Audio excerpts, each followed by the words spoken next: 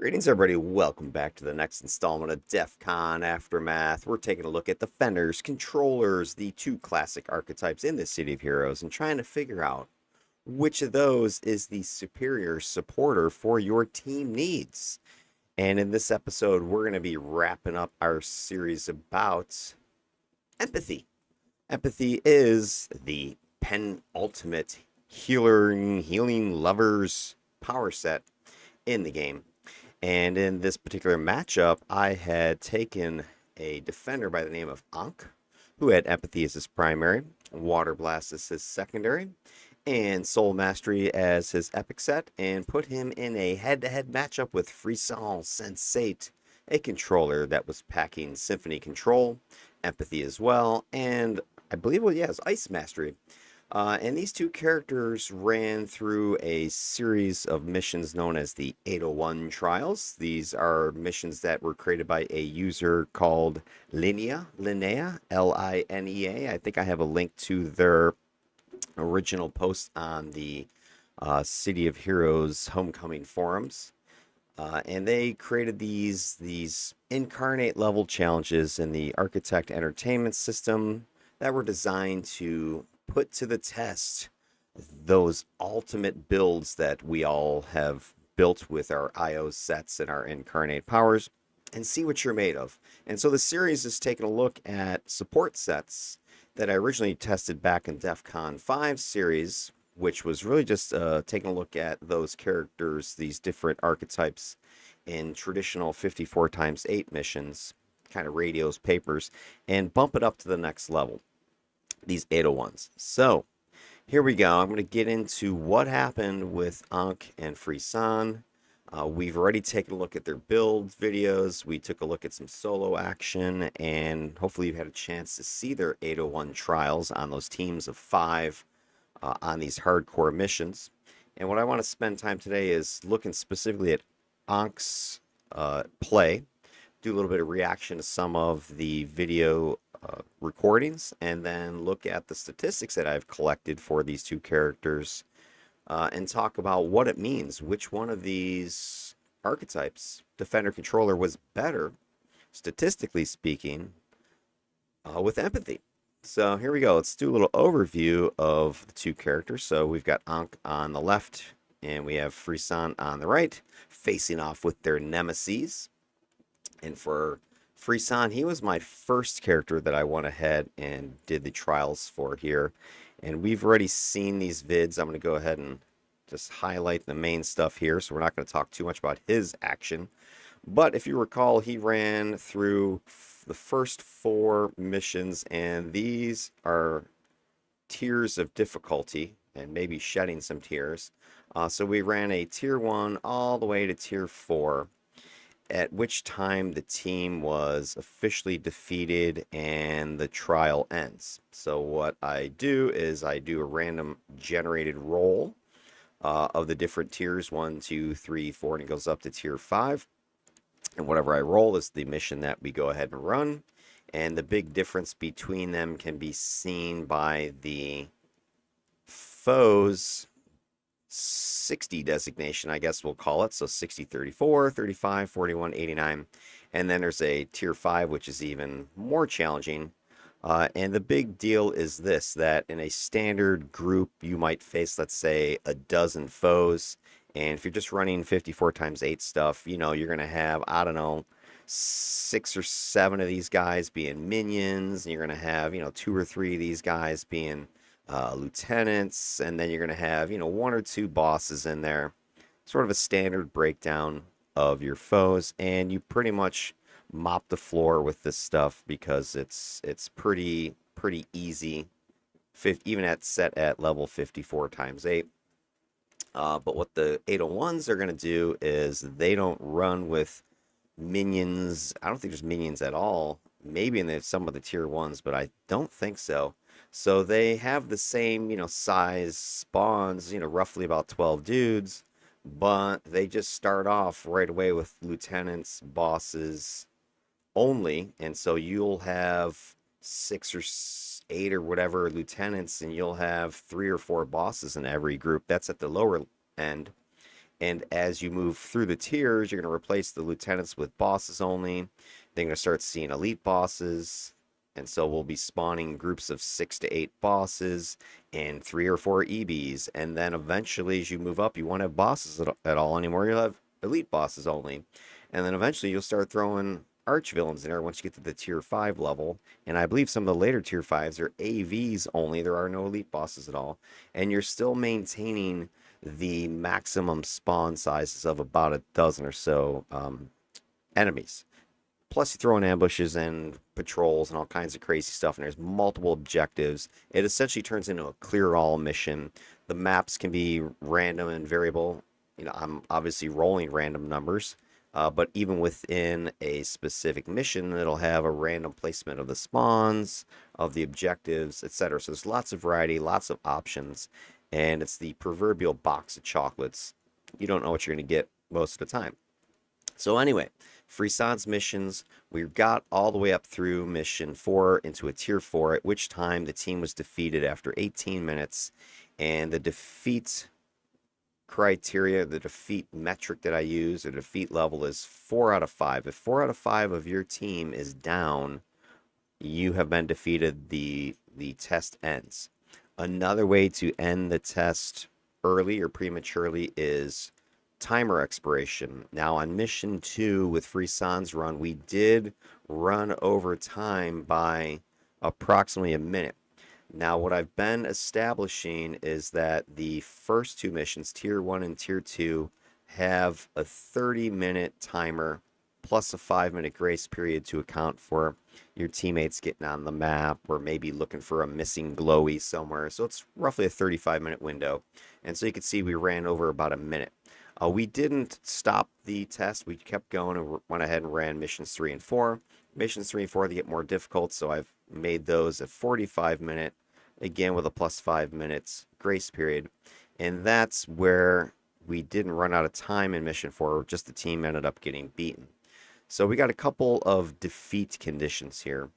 You know, a bunch of people dying, or you've run out of time.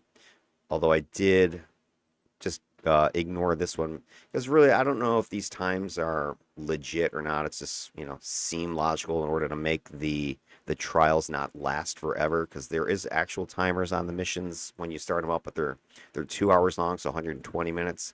That's obviously too long, especially if you're trying to get all the way up through tier 5 and you make it that far. You're gonna be, you know, hours and hours of time. Nobody's gonna be playing that long, at least in one sitting, and I'm trying to maintain the same team, the same chemistry as we're going. So I don't want to be stretching this out over 3 days of events. It's not that hardcore.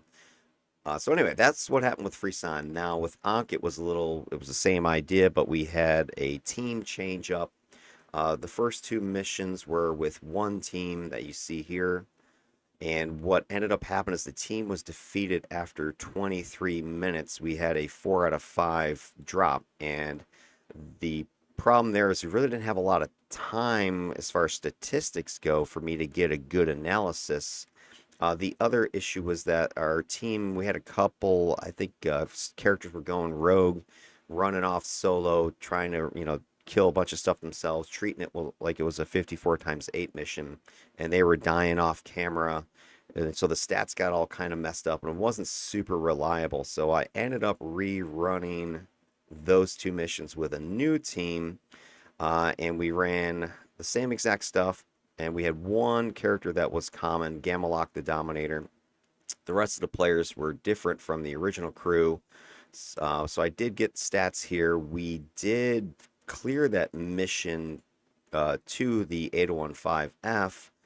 We did beat it, but we went well over that 35-minute time limit.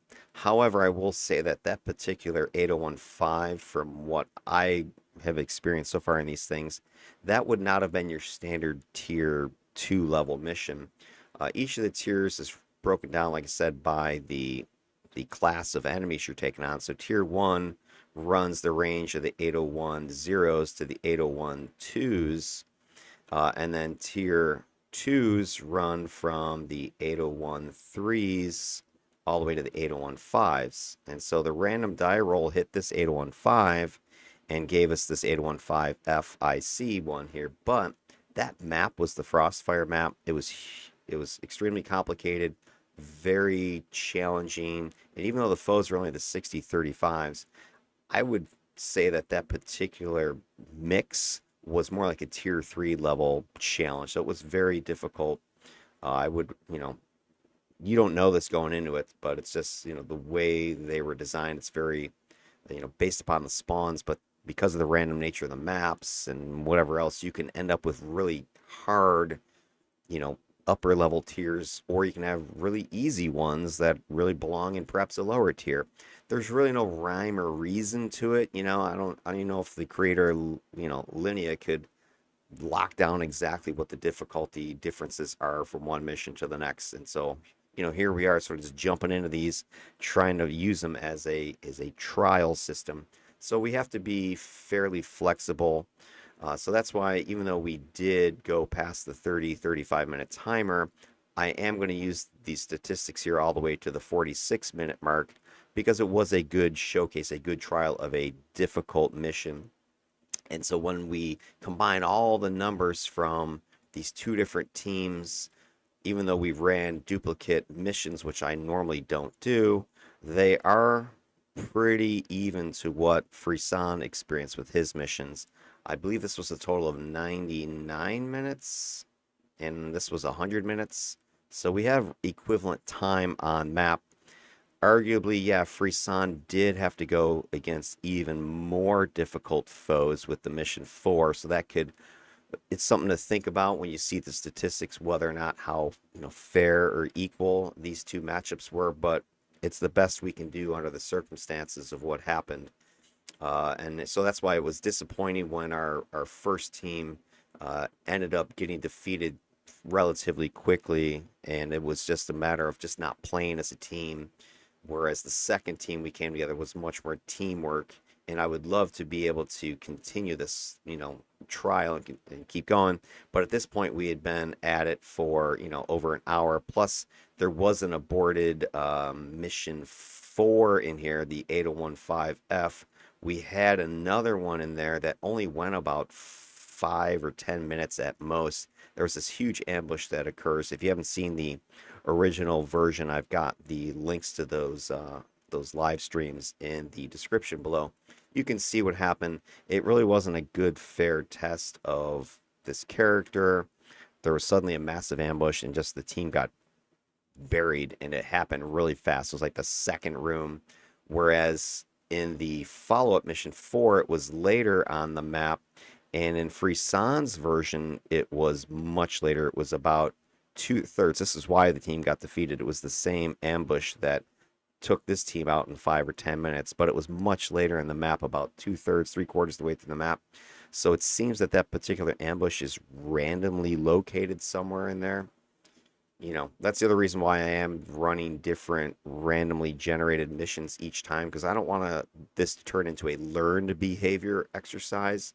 So again, that's kind of what makes this data over here with Ankh a little bit, I don't want to say suspect. I mean, the data is quality data, but it's just not, the parameters of his particular set of tests were too, um, weren't following the protocol. So anyway, take a look at that when you see the actual numbers. And then last but not least, hey, what numbers am I talking about? What are we going to be looking at? We're going to be looking at the chat log data. So when you are playing your game, you can do /log chat, and it will record your chat log. And your chat is each event that your character is experiencing. It could be, somebody sending you a message, but a lot of the messages are combat logs or reward logs that you're seeing. And so log chat records that as a text file, TXT file, and then you take this text file, and I will divide it into each of the missions. So I'll manually copy paste that out into the different missions, and then I take this and I feed it into Sithlin's DPS tool, which I got to give a shout out again to him or her, I'm not sure.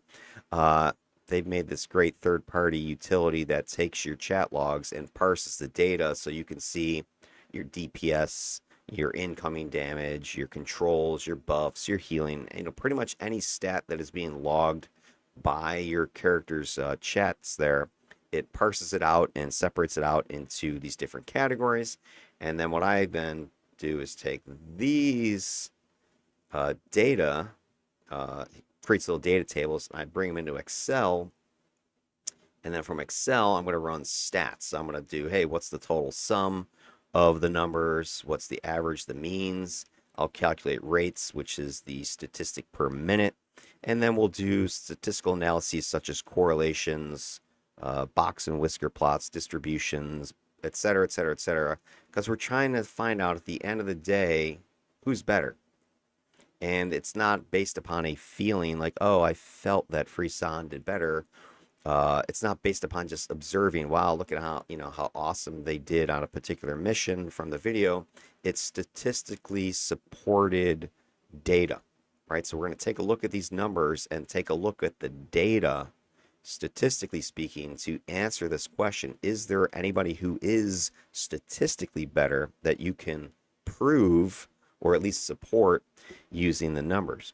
And I also take these data collections, the raw tables and the graphs, and to help me analyze them to find out if something's better, I throw it into Chat GPT and have that third, person that to give me non-biased interpretations of the data. Because I may look at a table or graph and say, yeah, that looks pretty good. I think the controller did better.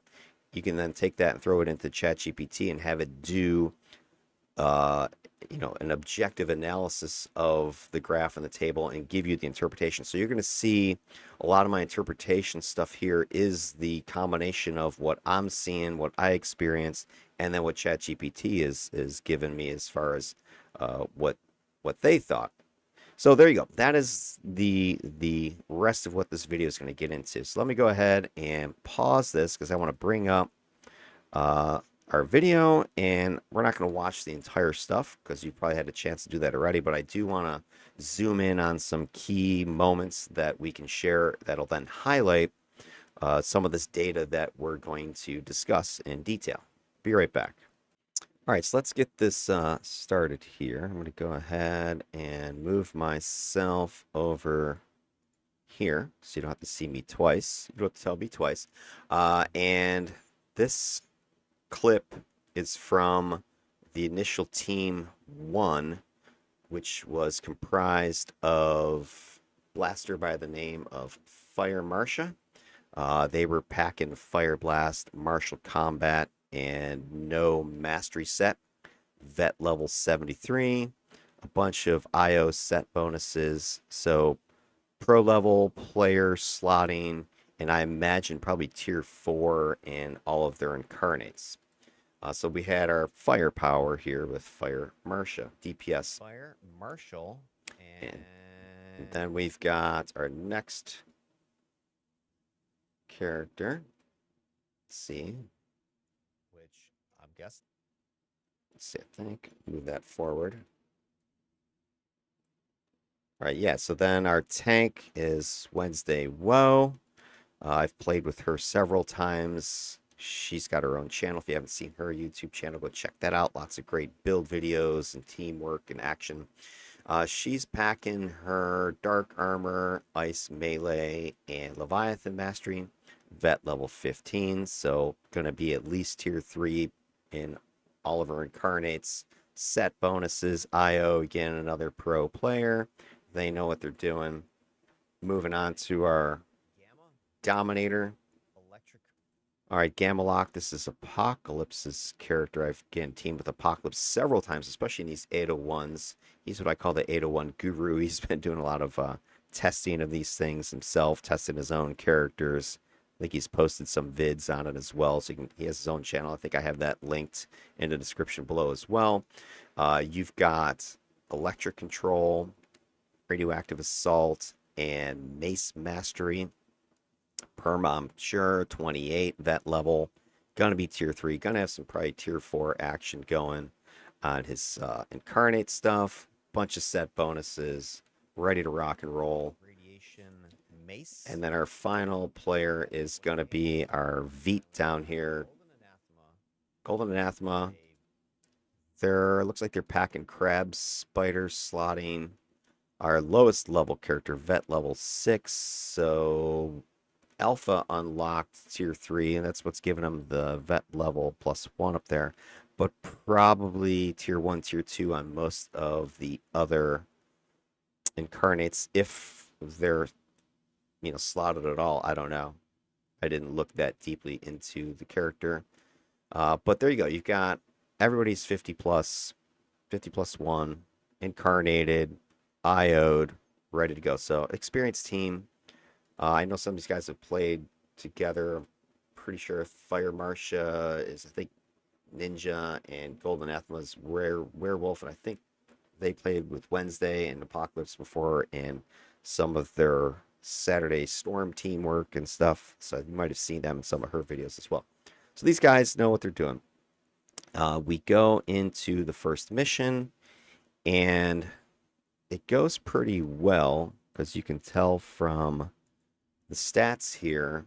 We clear this thing in 13 minutes. This is, I think, the fastest completion of one of these 801 tests to date. This is only the 4th character that I've done these, but that's really cruising. We've had some teens before, like 17, 16 minutes. You can see here, but 13 is really fast. The team was mowing down enemies very well, and I think that's also the problem, because you'll see that people get overconfident, too comfortable, and start to separate, spread themselves out, and it gets them into trouble. And you start to see signs of this here in this very first mission. So I'm going to go ahead and advance the video to where I can give you a great example of that. So give me 1 second. All right, let's pick it up here. So we're 18 minutes into the video. I think we've only been on the map for 5 or 10 minutes at this point. Like I said, we're cruising pretty comfortably, although I'm seeing some warning signs because we've got characters on occasion are just jumping ahead solo or going off on their own a little bit too much without proper support or patience. Now, this isn't about, me with Ankh trying to be some glory hound and, hey, wait for me. But what those of you guys who've run the 801s know, and what if you don't know, you find out real fast, is these things are merciless. And anytime you show weakness, you will be exploited by these enemies. So you have to use smart tactics. You have to have a strategy, and you have to have patience, because otherwise you pay dearly. And we have failure conditions, right? So it's not like you're just running some, you know, paper mission. Oh, you died, whatever, I'll just get back up. We have this 4 out of 5 condition. So if 4 people out of 5 go down, it's game over. And so things get really risky because people are just charging off here and there. And you really got to wait for your tank. I mean, these 801s are very important to have a tanky character who can handle business and get aggro first. Now, if you've seen any of the other 801s, it's always the tank that is going in there and gathering things up. A couple of occasions I've commented on the 801s, man, I wish we were more aggressive because we're running out of time. And so there were a couple of occasions where I've been a little bit critical with the tank on, hey, we don't need to do that. We can just go in and get it. But whatever. In this mission, you're going to see the complete opposite, where tank, what tank? Don't wait for the tank. Screw it and just dive in there. And it's going to end up coming back to bite us. So let's go ahead and pick it up from here. And it's about a minute after this when you'll see what happens. All right, so we got a good start here. Our tank is in there already. You just saw Wednesday's tank go in there, grab some aggro, and she dips around the corner. The rest of the team, 1, 2, 3, and me, 4, are sitting here. I just did some buffing with my RA auras. We've got Fortitude on the blaster. We've got Clear Mind and Adrenaline Booster on our tank. And I'm going to start buffing more as we go. So my strategy whenever I'm playing supporter, especially if it's empathy, is I buff and go. Buff on the run. Buff on the run. On the fly. So I don't like go gather for RAs or whatever. I'm just moving with the team, buffing as I go. The problem with empathy, of course, if you haven't played it before, is empathy needs line of sight buffing. So if you are, like you see Wednesday dipped around the corner, I have no way to support her at this point with heals, fortitude, clear of mind, anything, right? They're gone around the corner. Now your buffs do have, minute, 2 minute durations or whatever, but it's not like shields from force field or cold or thermal where you got like a 4 minute timer or something like that. These buffs last a couple minutes and they're on a long recharge, most of them. So you gotta wait, especially like your two big RAs. You got, regeneration and recovery aura. Those have minutes of recharge on them. So really, it's tough to play empathy with the heals and the line of sight buffs if the team is scattering, breaking line of sight, not around when your stuff is recharged. All right, so Wednesday dives in there, grabs aggro. Fire Marsh is in there, going off. Boom.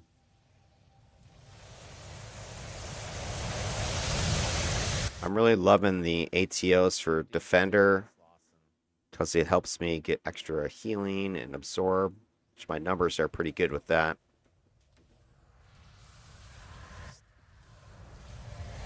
All right, buffing again, buff and go. Elevator's gonna break my spirit ward. Up the elevators we go. Notice I'm kind of trailing in the back of the team, just trying to support. Team's gone in. Now, I just want to check something. I just noticed something here. Up we go. There's Wednesday. There goes fire. And okay, so I don't know if this is going to be significant or not, but the enemies over here, two people just went that way, your tank and blaster, and your Veet is going off this way. Okay. I'm focusing this way, and I believe Gamma's coming up behind me in a second. So maybe Golden's just taking a peek around that corner, or maybe they didn't see the action, or maybe they're going to go and try to come around the back and flank. I don't know. But it's a potential separation, which again is going to be a potential problem if something hits us, because now we're a man short. All right, there goes Fire Marsha, just going off. And another thing I notice here is Fire Marsha is using super inspiration. Now, just FYI, and this is not written necessarily anywhere I've talked about it, but there's a list of powers or temp things that are like no-nos on these 801s for my tests. And here's something that I've kind of figured out later is I hadn't run, I don't think, with either Fire Marsha or Golden on any of these 801s. I think this was their first time, so I don't think they were aware of all the rules or whatever, but this is one of the ones that I would label as cheesy when you start using level bumpers or AV summonses, or you're using your email to grab inspiration after inspiration, because it breaks the continuity of the test, right? The test is this self-contained, bring what you got type of thing, use your powers that you've got to see how well we can survive as a team, but also as a supporter, how well my character is able to buff and debuff and keep the team going, because that's what I'm ultimately trying to answer here. Defender, controller, which is going to be able to keep the team alive better. So if players are bringing arch villain summonses, they're level boosting themselves, they're just grabbing huge inspirations off of their email over and over again, it's really not testing survivability or supportability from my end. But it also helps me see why Fire Marsha was doing so much damage, because now you're going from level 50 plus 1 to level 50 plus 2. That's what those inspirations do, is they give you an extra level bump. So for her, these mobs might be conning just orange.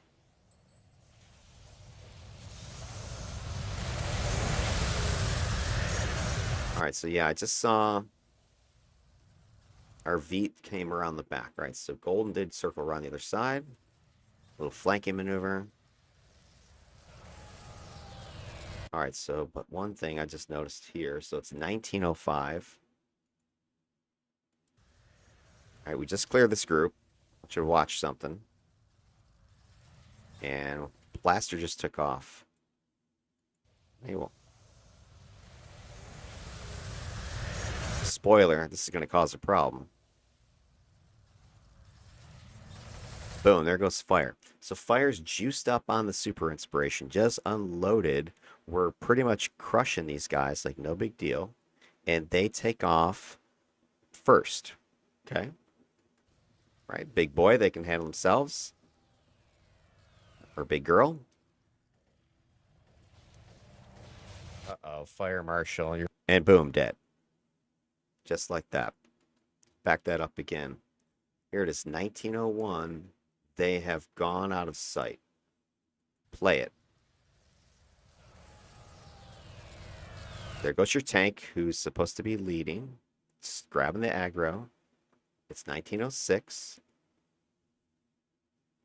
And I see already on Fire Marsha's team buff window here, she is taking hits at 1906. All right, so 1901, they disappear. 1906, they're now taking hits. So they are engaging with the enemy. They eat a large orange to get some more damage resistance. They also have the super inspiration, so they're a level higher. The other thing I want you to notice as I'm watching this, they have fortitude on them as well, which is a good defensive boost, but it's expiring. So, yeah, so it's flicking. All right, buffing there. They're all right. They missed the Clarion buff. They're out of sight. They're taking damage. You can see their health is going down now. Fortitude is dropping. And I'm following behind. I didn't know that they had left at this point. I'm following behind. I'm throwing a buff on Golden Anathema. My tank just went around to go grab some aggro. I don't know where the blaster is, but I start to see, uh-oh, they're taking damage. uh-oh, fire marshal. You're out of my And then boom, dead, 1911. So within 10 seconds of disappearing from my sight, they're down. And it was probably only about 5 seconds of contact before they died. See when they start taking hits. Right there, they take hits at 1906. And by 1911, 5 seconds. uh-oh, fire marshal. That's a new record, ladies and gentlemen. 5 seconds to death. 801s aren't playing, right? So, boom, if you ran out of buffs, right, because Fortitude dropped, missed Clarion, tank was not there for aggro management, no tank, and you're trying to solo with just, you have the extra level, but it's boom. These guys, the 801s, have huge amounts of damage, lots of debuff, and they can light you up immediately. All right, that's really the only thing I want to point out in this particular mission, because other than this, the team was doing pretty well.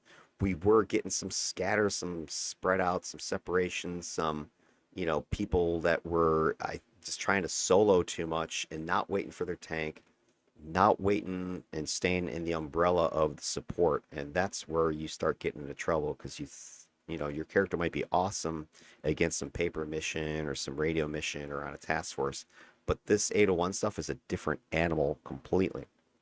All right, let's take a quick look at some of these stats, because I think this is going to start to pop up and become important as we move forward. All right, so here's what we've got, and I'm going to show you guys the number comparisons between the two different characters that I've tested here. My controller Frisson has got the pink there, and the blue is Ankh, who we're taking a look at the video.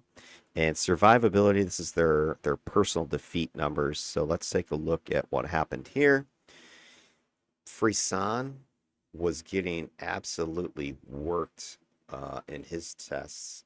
Now, the first mission was 0 personal defeats, but then it was 7, 7, right, 13, or 3. So a total of 17 defeats in that 100-minute time frame. If you look at Ankh, spoiler, I don't die at all here on this first mission. And even on the mission that ends up ultimately defeating our team, I only dropped 1 time. Then remember, I reset the team here a couple days later, we redo this particular mission, so it wasn't any much harder. So this could be a little bit of a misleading stat on this one. But then even the mission 4, which was the equivalent of mission 2, which again is another, this mission's crazy. Look how much time it takes us to finish this one. And you'll see when I start to play some of the video action from this, from mission 2 here for the first team. This is a really dangerous, difficult mission, but I only died again once here. So a total of 2 defeats. Now, yeah, had I gone all the way up to actual tier 4 content, there probably would have been a couple more deaths, but would it have been 15 more deaths?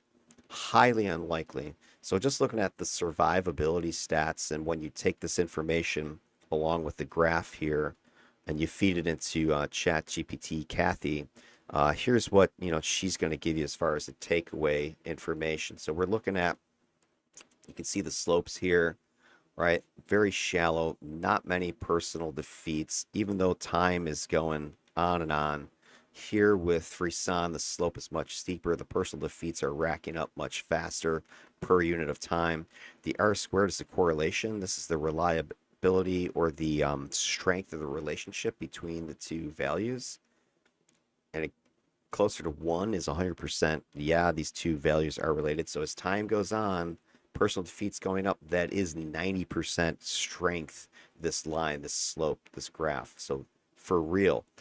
Here in Ankh, it's not as strong. There's more variation in his data, but it's still pretty good, 77%, 0.77. But overall, Ankh is nearly immune, right? He only has a couple defeats. Much more reliable. Frisson, he's got a steep slope here. Survivability erodes as the fights go on. So as fights get longer, he's dying. And so that's undercutting his ability to sustain, right? If he's dead, he can't control, he can't, empathy buff, etc. It's game over. So with this one, takeaway, Ankh clearly beats Frisson. The defender's winning this one. He only goes down twice across all the missions. And even with the chaotic team that you're going to see here, I only showed you a little snippet there. It gets even more crazy with mission 2 with players kind of just darting off on their own to go do something. Frisson, he's got a couple tanks. He's got a more stable team. He's still dropping 17 times. Longer missions, more collapses. Meanwhile, defender holding firm. Controller can't handle the pressure. He's down, he's out. The other defeat stat I have is the ally defeats, and you just kind of got a little bit of a taste of it there. Risk, we're calling this one. So Frisson's numbers, total of 35 defeats. Things got pretty hairy in mission 3. And I would say, even though this is a tier 3 and these are only tier 2s down here, these were very difficult. I would say these are more equal to a tier 3 than actual tier 2s. So I'd say that this mission is probably on par with this guy up here. And it sort of reflects that in Ankh's first attempt, 15, 17. The second go around was much better.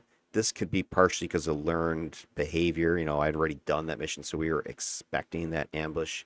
It became easier to defend against it. So this is, again, maybe a little bit misleading.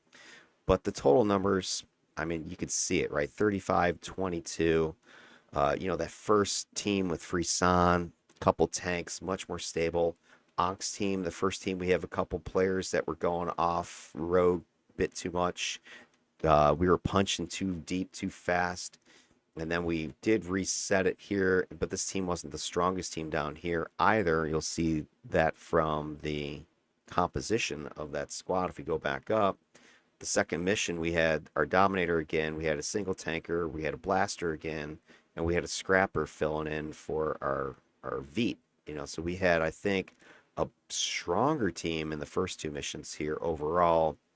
Fire Marshal was no joke as far as damage output. Much more damaging, I think, than our Handkerchief here, or I think it was a beam rifle blaster. But I think Fire Marshal just had more vet levels, more damage. Our Veet had buffs and debuffs, where our Scrapper was just punching people in the face. Our Dominator was the same. The tanker, I think Nate's tanker was probably a little tougher than Wednesday Woe's tanker. I think he had stone armor, if I recall, versus dark armor. I would say, I don't think it's that much of a stretch to say stone is probably a more durable armor set than dark is. So overall, I think this team had more firepower for team one. Team two was maybe a little softer overall, not as much firepower, maybe a little bit tankier, but you know, wasn't huge differences there. But anyway, if you take a look at your survivability numbers, 35, 22, looking at the correlations, you can see that Frisson's numbers are kind of scattered, but pretty strong correlation as time goes on, more allies are being defeated. Ankh, on the other hand, there wasn't a strong correlation between time and defeats, which is arguing that something that was happening is breaking the link between those two values. So fewer allied defeats overall for Ankh, lower rate of defeat, lower correlation between time. Frisson, his team is dropping about 60% more, even though his team is probably more solid overall. Even with the recklessness that you saw in a couple of these first two missions, again, we're going to highlight this some more as we go into mission 2. The team is only having 22 defeats total across the 4 runs, 35 for Frisson. Missions got longer, defeats got more. So Frisson's support wasn't holding back the tide of incoming, and Ankh seemed to be much more stable, and you can see that clearly when you look at his team 2, which was running more tightly, more controlled. He was only getting 1 and 5 defeats. So I think if you look at some of the allied defeats in mission 2, which we'll review, several of these were just not much I could do about it because players had gone off to go solo something, or we were getting split up. We were going to punch in too deep, too fast, right? We're just barreling into a room without looking. This team was more cautious, running a little bit slower, a little bit, and you can see the evidence by the time here. So it depends, if you go for speed versus caution, trying to support it was difficult as an empathy to do that. But right now, it looks like Ankh is got the win for both in the defeat category. But a lot of that's not necessarily within your control if a teammate is just out of LOS or something. All right, let's go ahead and go back to the video, and we'll pick this up with mission 2 from team 1. All right, here we go. So we just got on to mission 2, and I'm doing my typical buff at the door. And we've got Golden has not yet come in, but you'll notice I'm kind of buffing already, and normally I wouldn't do this, but the reason you see me buffing prematurely is because of what I was seeing in mission 1, where we had some couple players just diving in before the team was set or the tank was in place. So I'm like, I need to buff as many bodies as I can while I can, because if I wait another few seconds for Golden, I'm pretty much guaranteeing you that at least your blaster's going to dive in there. Your tank might dive in there. The only person that was really kind of playing chill was our Dami, was hanging back, waiting for things to get set up. That's Apocalypse's character, so he's been running these things several times with me. So I think he knows the score that these things, again, are very dangerous missions, and we're trying to get as far as we can. So you gotta be strategic with your actions. But check out, I think this is an example of something I'm going to show you when I'm talking about it here in a second. Need some more. So I'm juicing up, and boom, okay. Golden Athma just gets on. You see Gamalok is about to hit her. I think this is barrier. So yeah, let me go ahead and play it from here. But notice that as soon as Golden gets on, we're still buffing. And look, your blaster's already down there solo. Okay. I don't know why. I mean, yeah, you're a badass, I guess. But here's your tank, who is your aggro magnet. There's no need to go down there solo and try to nuke all the stuff. You might be able to get away with it, but we've just bumped it up another level or 2, really, of difficulty. And one of your teammates has just gotten on and has no buffs whatsoever. So this creates a problem, because if the blaster goes in solo, what is your tank going to do? Does the tank go in to try to help? Does the tank wait for full buffing? And then you see your Veet has come in, and they're seeing action, and they're not even waiting. They're not even buffed. They're just like, F it, I'm going in because my blaster's in already.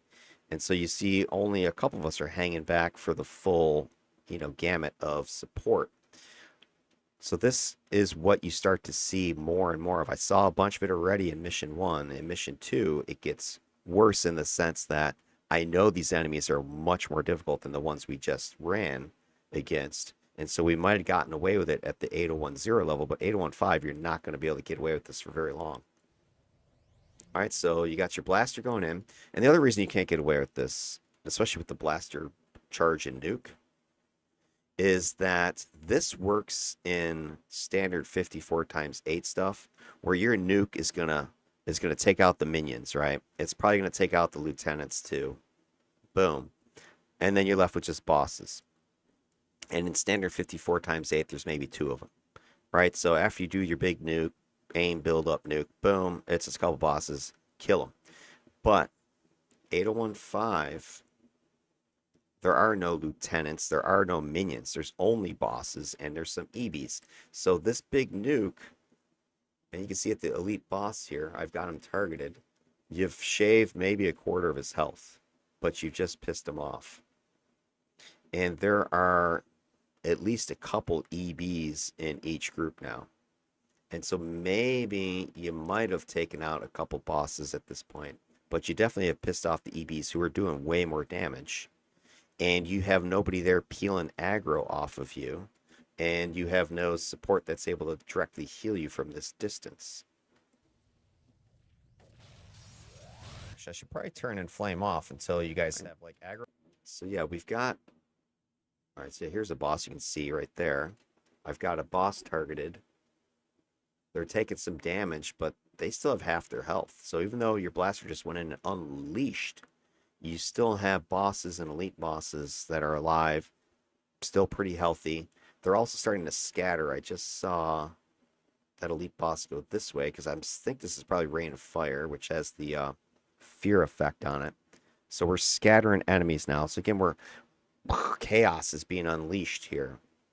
A better strategic move, what we've been working with some of the previous 801s, is your tank has to do a lot more pulling than you're probably used to. You have to do some old school pulling.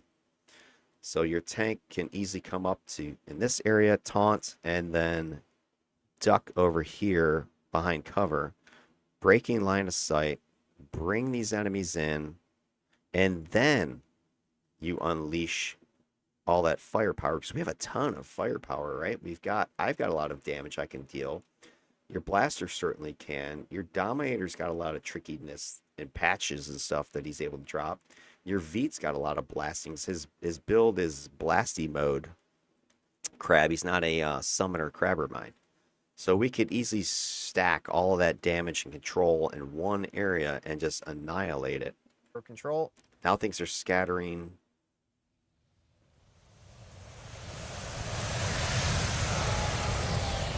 Looks like those were some lieutenants that were dead, so I think there are still some loose. Okay, boom, get this guy. Gremlins. That's how badass I am. So I think there are some lieutenants still in some of these mobs. All right, so we just finished that group, and boom, here we go. I think it's Wednesday goes next. Let's double check something. All right, so there you go. So your tank goes around the corner to go get aggro, which is what you'd expect. However, I'm seeing my blaster following close behind. Now, the build may be very melee-ish, which is obviously risky, but if that's what your build is, that's what it is. But I'm just seeing here, if you go in too quick, you can put yourself at risk. All right, there goes your Veet. There goes your blaster. Very chargy forward. All right, so here's something. Bam. See this? Now I remember this now. All right, so tank goes. Blaster, Veet. I'm like, all right, let me go follow. And I take a shot from somewhere. I'm like, where the hell am I getting shot? But look what's happened. I've gotten shot from something behind that's still alive. Is it just a stray? Is it aggro? Is it ambush? Is it a patrol? I mean, what is it? But a Rennie Our tank is over here pulling, I'm guessing, the next group. Your V's setting up, and I think the blaster's over here as well. So we've got a new front is being established here, but we still have some action behind us. I'm back here, and so's the Dami, our two squishiest, I guess, characters on the team. Somebody just shot me from behind. I don't know who the frick that was. So I'm buffing and I'm looking like, what the hell is that? I see up here there's some enemies or something. So I'm like, did they see me? Did they see Gamma? You want to find out? There's some action up high. I just saw them jumping down, in and I messaged the team. We've got incoming. Right? We've got some aggro. We've already engaged a new group. We have something incoming from behind. So now we're looking at a squeeze play. We got people from both sides. And our team does this a ton on this mission. It ultimately is the demise of the crew because we just keep going to the next group, the next group, the next group. We're not finishing. back by the entrance. We got some incoming folks. I see guys coming down. Looks like Gamma's got it picked off with some confusion. And notice both Gamma and I have moved to a much tighter position than what we normally were, because normally I'd be hanging back here, throwing support from the rear. But because there were guys behind us, I scooted deep into this position in order to get the protection from our tank area. Okay, let's see how this plays out. I don't know if it's a full group or not, but somebody's. All right, and then I just saw another group over here, and I'm looking, and I see fire marshals looking in that direction. So this is alarm bells are going off here. Spotted me. All right. Yeah, they're sliding on the ice back by the door.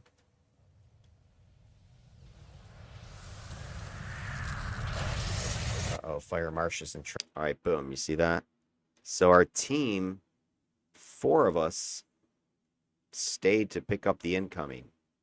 Fire Marsha saw that group over there and charged in, taking on yet another enemy. She is way over on the other side of this map.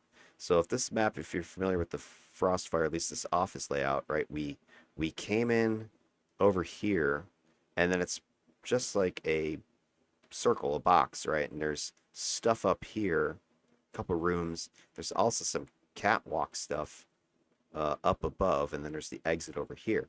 So we came in here, engaged an enemy there. There was then fire from these guys who then jumped down aggro.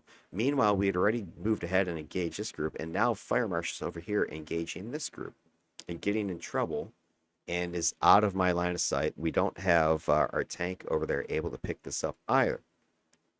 Let's go ahead and play this. Boom, down. Is that, something empathy can do? I can't do anything about that. When somebody has gone off and gotten themselves isolated from the squad. Down goes Fire Marsha again. Oh no, Fire Marsha, you went solo.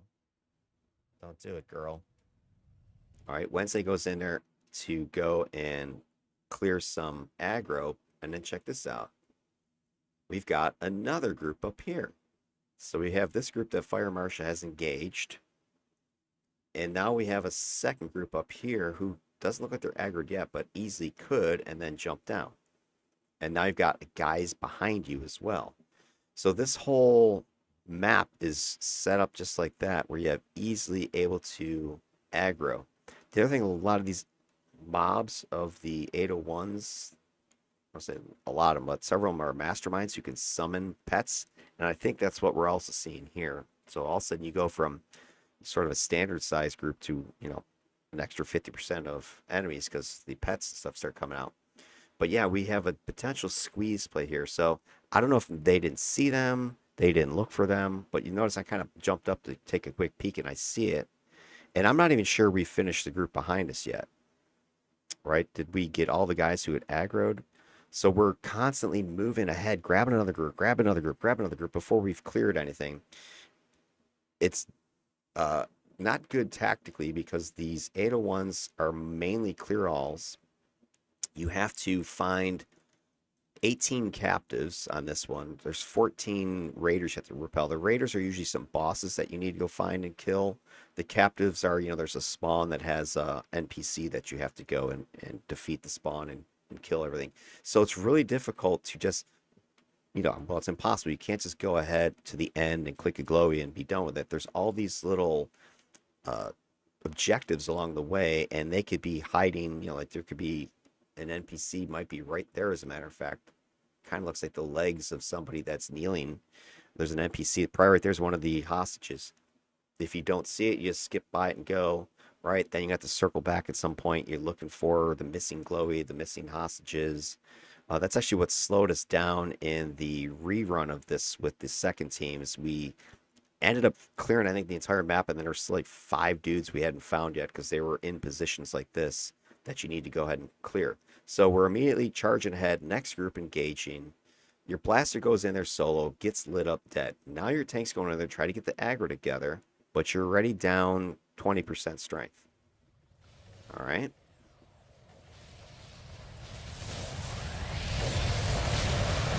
Get Wednesday buffed up. I'm taking heavy fire now.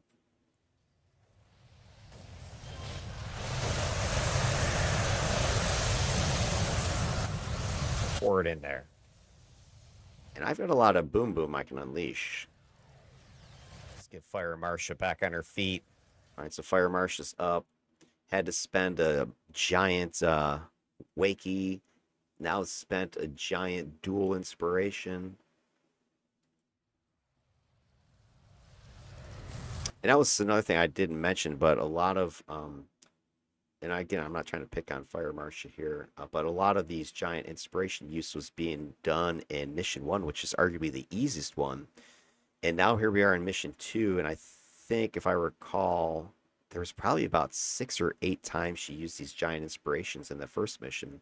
And now here we are in the much harder one, and I think she's going to start running out, and bodies are going to start dropping even faster. When you go ahead and look at these risk numbers, we had 15 defeats are coming up on this mission with this team. And if I remember, 8 of those were Fire Marsha. Now, hey, this is blasters, right? But this is like falling into the prototypical blaster, right? Charge, nuke, and get freaking mopped up. That's great, except that on the 801s, it's going to lead to issues because every time we lose a body, right, we're now losing our most potent asset, more than 20% of your DPS from your blaster going down.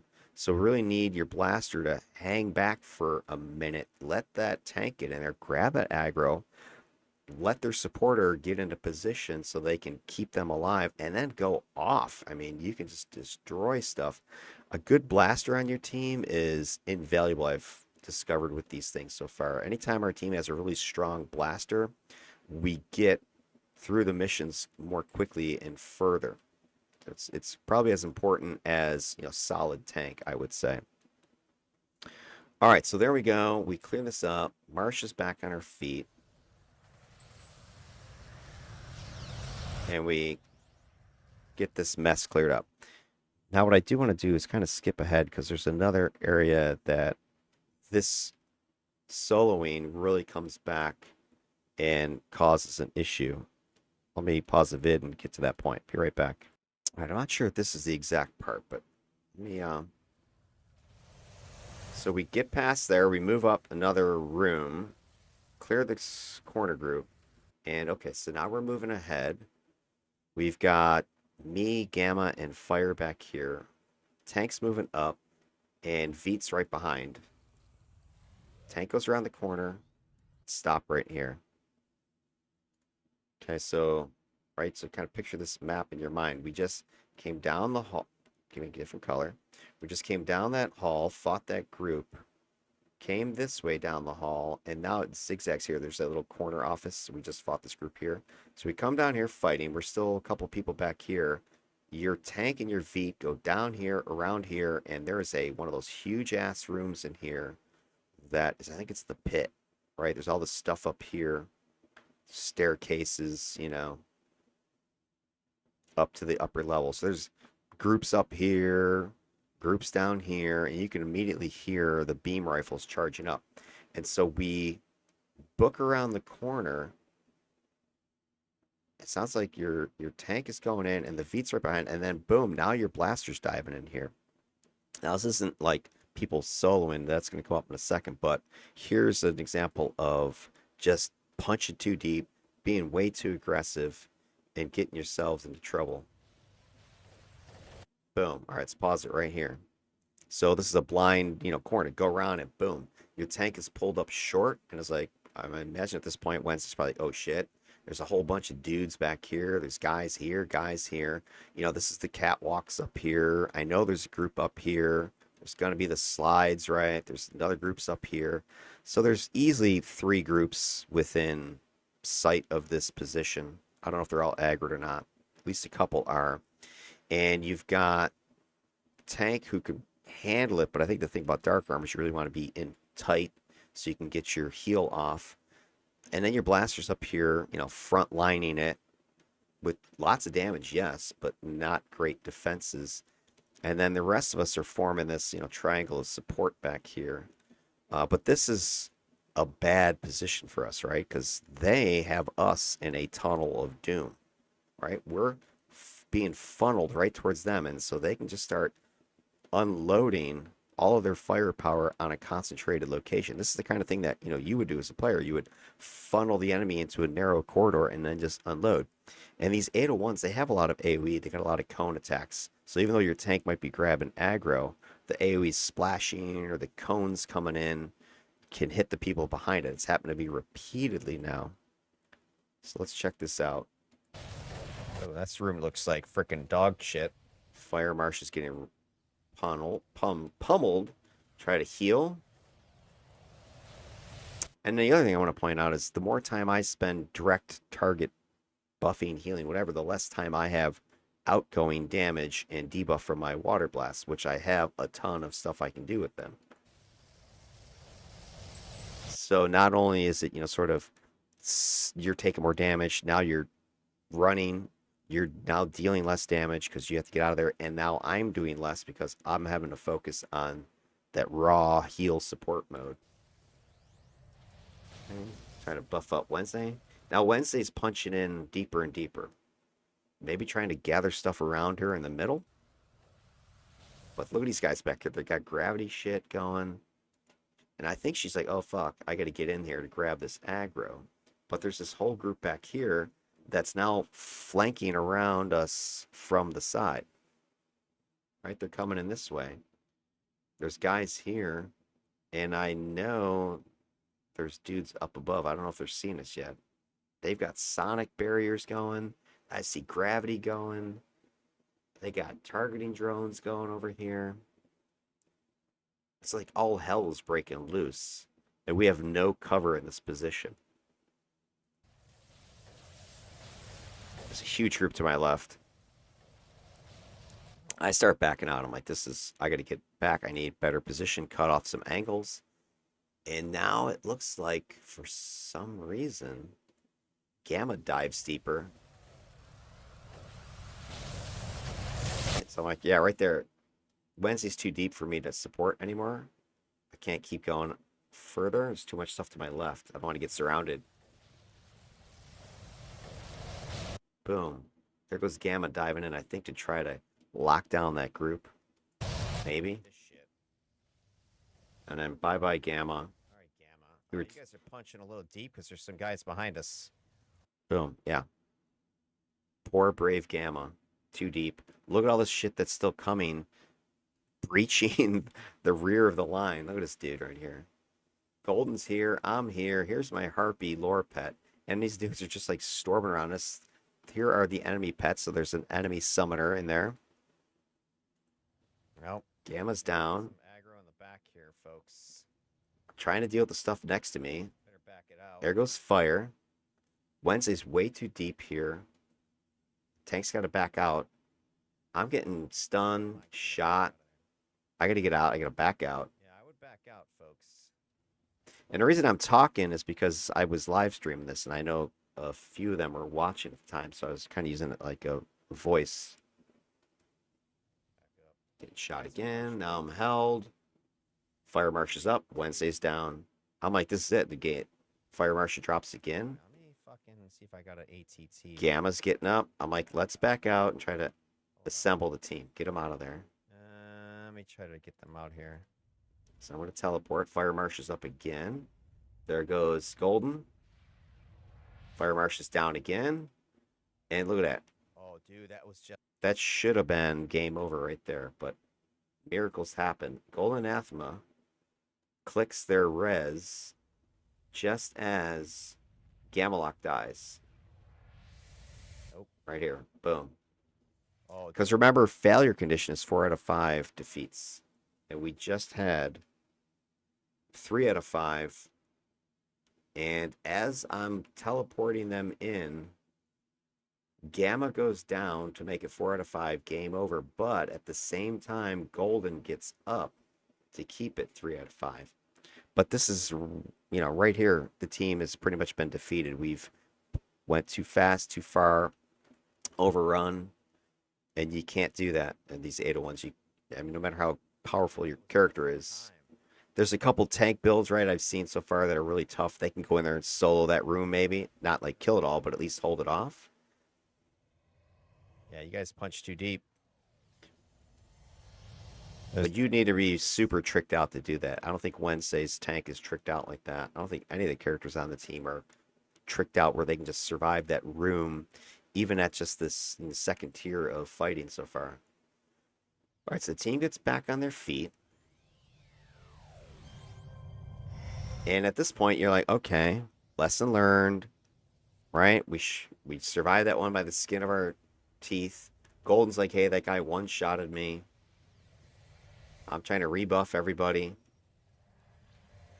We just teleported Gamalok in to get him back up, but for some reason, this is something again I don't understand. Go back. All right, watch Golden. Says, hey, I got one-shotted. We're teleporting Gamma. And then Golden goes charging back down the hall where we just got our asses kicked. All right, let's get Gamma up. Maybe he's just scouting, just looking ahead. But the problem with scouting is that these guys have been aggroed already, right? And they have really high perception with their targeting drones. So it's easy for you to get spotted. Pull it. He is packing stealth, but it's not going to be enough. All right, now Fire Marshal goes down there. Again, we're still assembling. And now look, Golden's getting his ass handed to him. And I'm like, hey guys, we got to pull it back. Punching too deep. Golden's almost dead. Give him a heal. Now I get up around the corner like, what's going on? We've already engaged the enemy again. Half the team's still in the back. Okay, you can't do that. It's just the 8-1 enemies will shred you. All right, so now Wednesday starts pulling. This is what we need to do. Here they come. And here's the perfect setup, right? We've got them around a corner. We got them in the narrow little corridor. We can start dropping bombs on them. The team has the ability to crush these guys.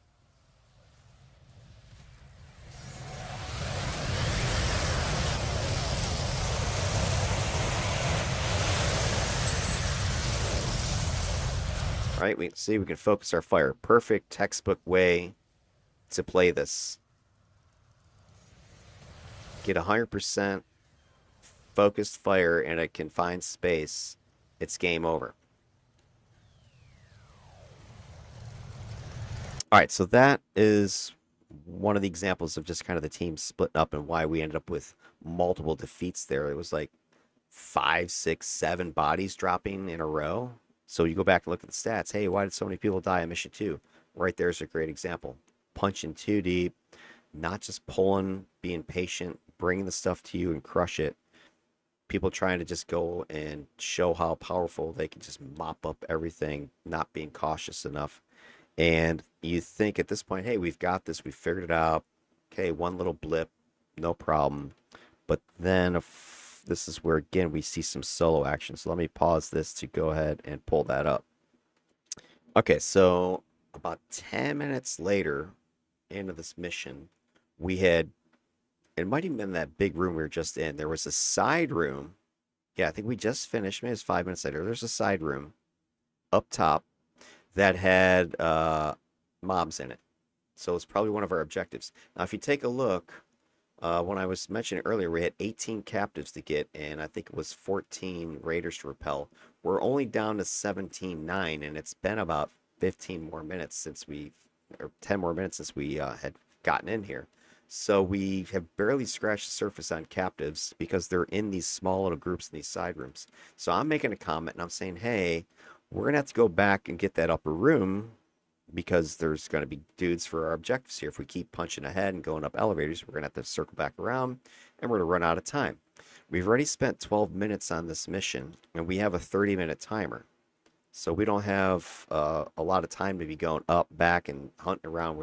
We need to be patient, clear a room, move on to the next one, make sure we've got all the objectives before you just jump ahead. But we've already jumped ahead. We're going into another big room, it looks like, from here. So just keep your eye on this. So I'm mentioning, hey, we got to go back. I don't like the shit. Okay. Now, but Golden, you okay, here's a good. This is funny. Check this out. So I say, hey, we got to go back to the other room because there's a group. I come around the corner and I see the setup, and you can see what happened. We got a big room ahead, right? But Wednesday has done the smart play. She's pulled back here. She's around the corner, breaking line of sight, pulling the groups in like we had just done in the previous corridor, so we can set up a kill box right here. Fire Marsh is hanging back. She's ready to unleash. But I don't know why, but Golden has gone in right here, sticking his face right in the middle of that opening where all the enemies are coming through. I don't like the shit. So I'm like, okay, let me try to support you. You are too deep, bro. You better. And look at the huge group of dudes in there. Look at all those guys in there. Right? Big old group here. Another big old group there. I think there's another side group over here. At least 2 spawns. Maybe 3. I don't know. But there's a ton. And they have summonable pets. So huge numbers. Golden's standing there right in the middle. I'm not sure what happened. You didn't see him. Just charged around the corner. I'm like, all right, let me try to give him some support. Deep, Golden. You're too deep. Fortitude. Clear mind. Star Wars. Healing him. So I'm just Close. Pull up. pumping everything into Golden and Athor to keep him alive. All right, he manages to back out of there. Wednesday still got the taunt. In comes the enemies, but we all need to stay out of sight. So these guys will just come in and get smoked right here. But they can see all of us, right? We're right here. And they're just hanging back. They like to use ranged attacks. The 8-1 enemies, much more range than your average 54 times 8 spawns. And they're back here firing away. They're summoning pets. I see shades. They're dropping their debuff patches on us. I mean, I'd say the only thing that really saved us here is I see a lot of confused jumping around. So Gamalok's confused is probably the only reason we made it as far as we did, to be honest. Because it was a lot of times she was able to intercept over aggroed groups by confusing several of them to start attacking each other. Like I can see the guy right in front is confused. And that's going to help us with our own DPS as well. All right, so we're pouring attacks in here. I want to break line of sight. Yeah, I might have gone too deep. Too far this time. Okay, now something so check this out. You can see at this point, I'm like, I was focused even as I was going over this video. I was like, hey, let's get that group. Let's get that room. Check out Fire Marsha. Where are you? All right, we have a huge freaking incoming wave of 2 enemies, and they've gone. Now, if you rewind this, you'll see. Remember, I said, hey, we might need to go back and get that group. And where is it? Okay, where are you? Okay, so jump ahead again. So, hey, we're gonna have to go back and get this group. I don't like the shit. Well, Golden, you are too deep, bro. You better get out of there. Too deep, Golden. You're too deep. I feel like I'm in Star Wars. Okay, right there. Can't really see it, but behind the team menu is a speech bubble. This is Fire Marsha. And the only reason I know this is because I see it on the chat log. Fire Marsha says at this time, she'll go get that group that I was just commenting on that we had left behind. So Fire Marsha's like, I'll go back and get them, and dips back down the hall, back to the other room to go and finish that group that's up top. And it was like a full group. And you remember, she's already gotten her clock cleaned a couple times by full groups. I didn't see this message at the time. Right, I'm focusing ahead because we've got this huge group of enemies. So it is exactly minute 35 of this video, and your blaster's like, well, I'm gonna go and get the group that you just mentioned, like, which is fine if we've cleared this group and hey, you can go back and go get them, or we'll go back as a unit. But anyway, boom, I'm gonna go get this group. So we focusing forward, Stay on target. and we'll see. All right, fine. I start doing offense, right? Boom. Keep your eye on Fire Marsha. They've just leveled up, so that probably gives them some beer goggles. In they go. Gone too deep. I'm like, all right, where's Fire? I thought she's in front of me. Oh, he's soloing. He's out of my range. Can't Oh no. you, Fire. You're out of my luck. You're out of my range, I should say. I'm trying to say. So she's battling solo. I would say the only thing that probably kept her going was that level up inspiration. I see she's got heat loss has hit her. All right. She's taking these guys on. Looks like she's winning now. But here's the issue. I mean, aside from, hey, I survived, no big deal. But we're now down to 80% strength, which means we're going to slow down our kill rate here at the point of contact. It's also going to put us increased risk of somebody dying over here as well, because we're going to be killing more slowly. But we're, catching up. That's what she said. Fighting away. That's what I said. And again, I don't even know at this point where exactly she went, other than, okay, she's not around here. Maybe she went in deeper. I wasn't 100% sure. All right. And then I looked at the map, right? I'm like, okay. Martha's got it back there or not. Martha, you got it. Martha, are you okay? So I messaged, I say, hey, do you need some help over there? And now check it out. We've already, even though we're a man down, we've engaged yet another group, right? Here's this group. We're pulling them in. Now, I'm assuming the team wasn't aware that Marsha had left, because I don't think really anybody picked up on that. But now we've got another group coming. Golden's over here getting shot. Gamma's over here getting shot. I don't see exactly where Wednesday's tank went. And I'm like going, hey, where the hell's Marsha? Martha's in trouble. Or yeah, Marsha, not Martha.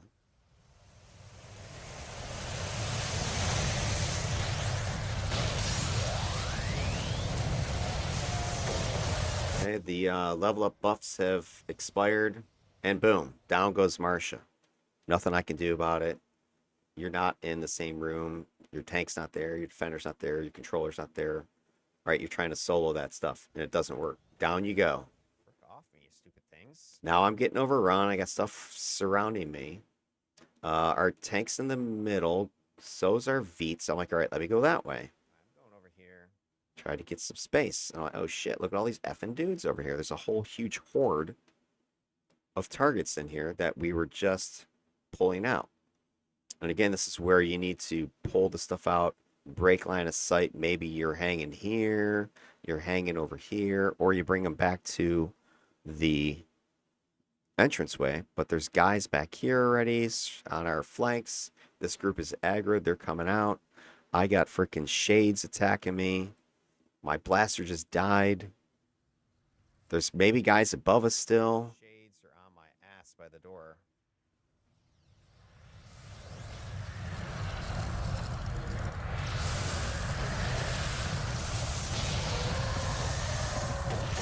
Okay, now Golden's making a note like, hey, Martha, you okay? Solo it. shit. Now I'm getting killed. Here. All right, so I don't know how the hell I escape here, but I get out of there, Hell out, dude. This is eating a too bunch hot. of lime Skittles. Too hot. Fire Marshal gets up again. All right, get back up to full. All right, now we're in danger over here. Fire Marshal's been gone for almost 3 minutes now. Yeah, I'm not gonna count the deaths that Martha has. Marsha. Soloing. Marsha. Nothing I can do about those. Boom, Fire Marshal's down again. And now you just saw Golden Anathema went to go and check. So we now have 60% strength sitting here. We have 2 players who've gone rogue, right? Marsha got killed twice. Now Golden's going, I assume, to go and help. Okay. But we still have a fight going on here.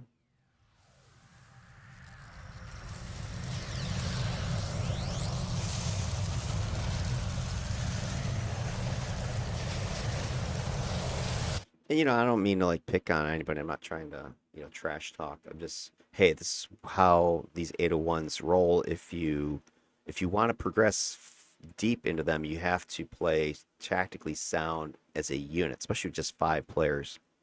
There's really no margin for screw ups or just mistakes or whatever. So I think what happened is that both Fire Marshal and Golden Anathema, I don't think they've run any of these 801s with us yet. So this is probably a learning experience for them. So this is more for me just kind of educate everybody out there who's watching.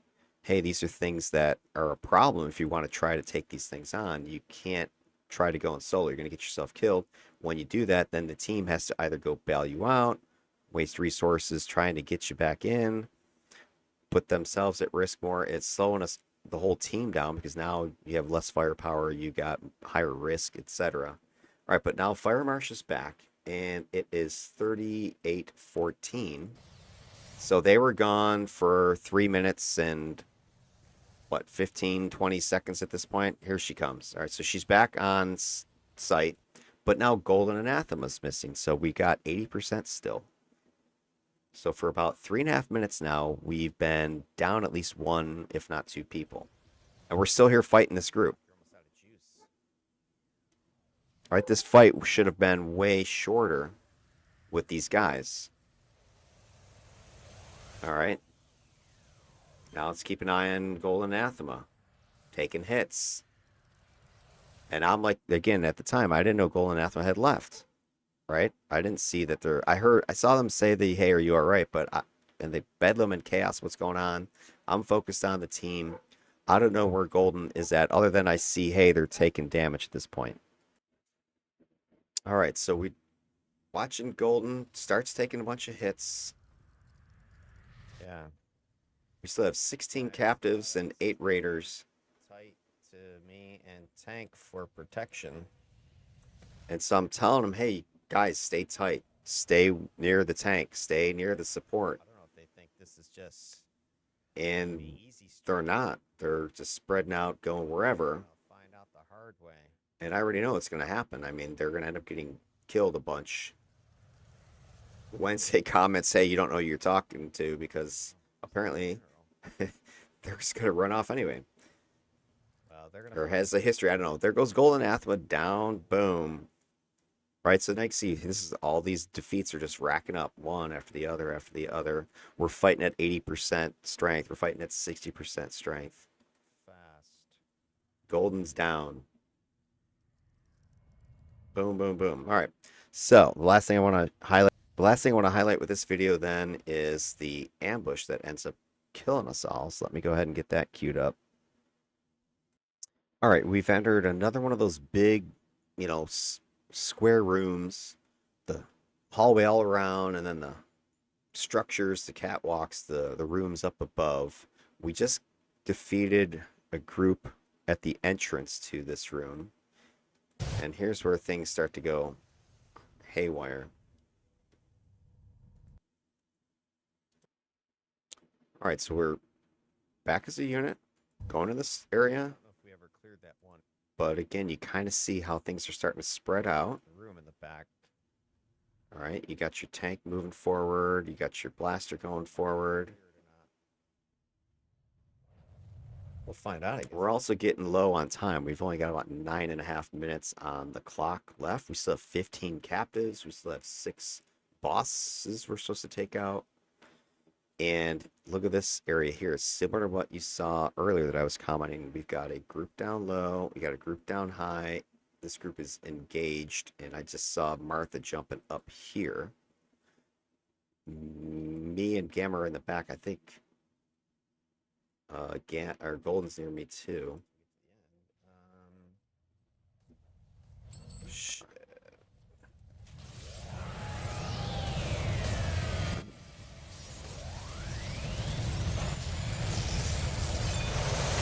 I missed that guy. Sorry, freaking point blank.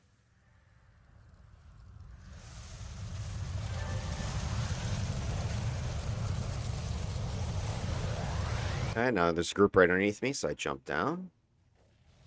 We're engaged with them. Okay, things are going okay. We got tanks in there, blasters in there. We're supporting from the back, unleashing hell on them. Gamma's taking a little bit of damage. Buff them. I'm hearing fire, possibly from behind me. There's a lot of incoming blasting for some reason. Yeah, right there. All right, so back that up for a second. So we're finishing up this group, right? Yet I keep hearing more and more gunfire. Boom, boom, boom. Like, what the hell? Why is there more intense fire when everybody's dying here? Like, right? There should be less sound.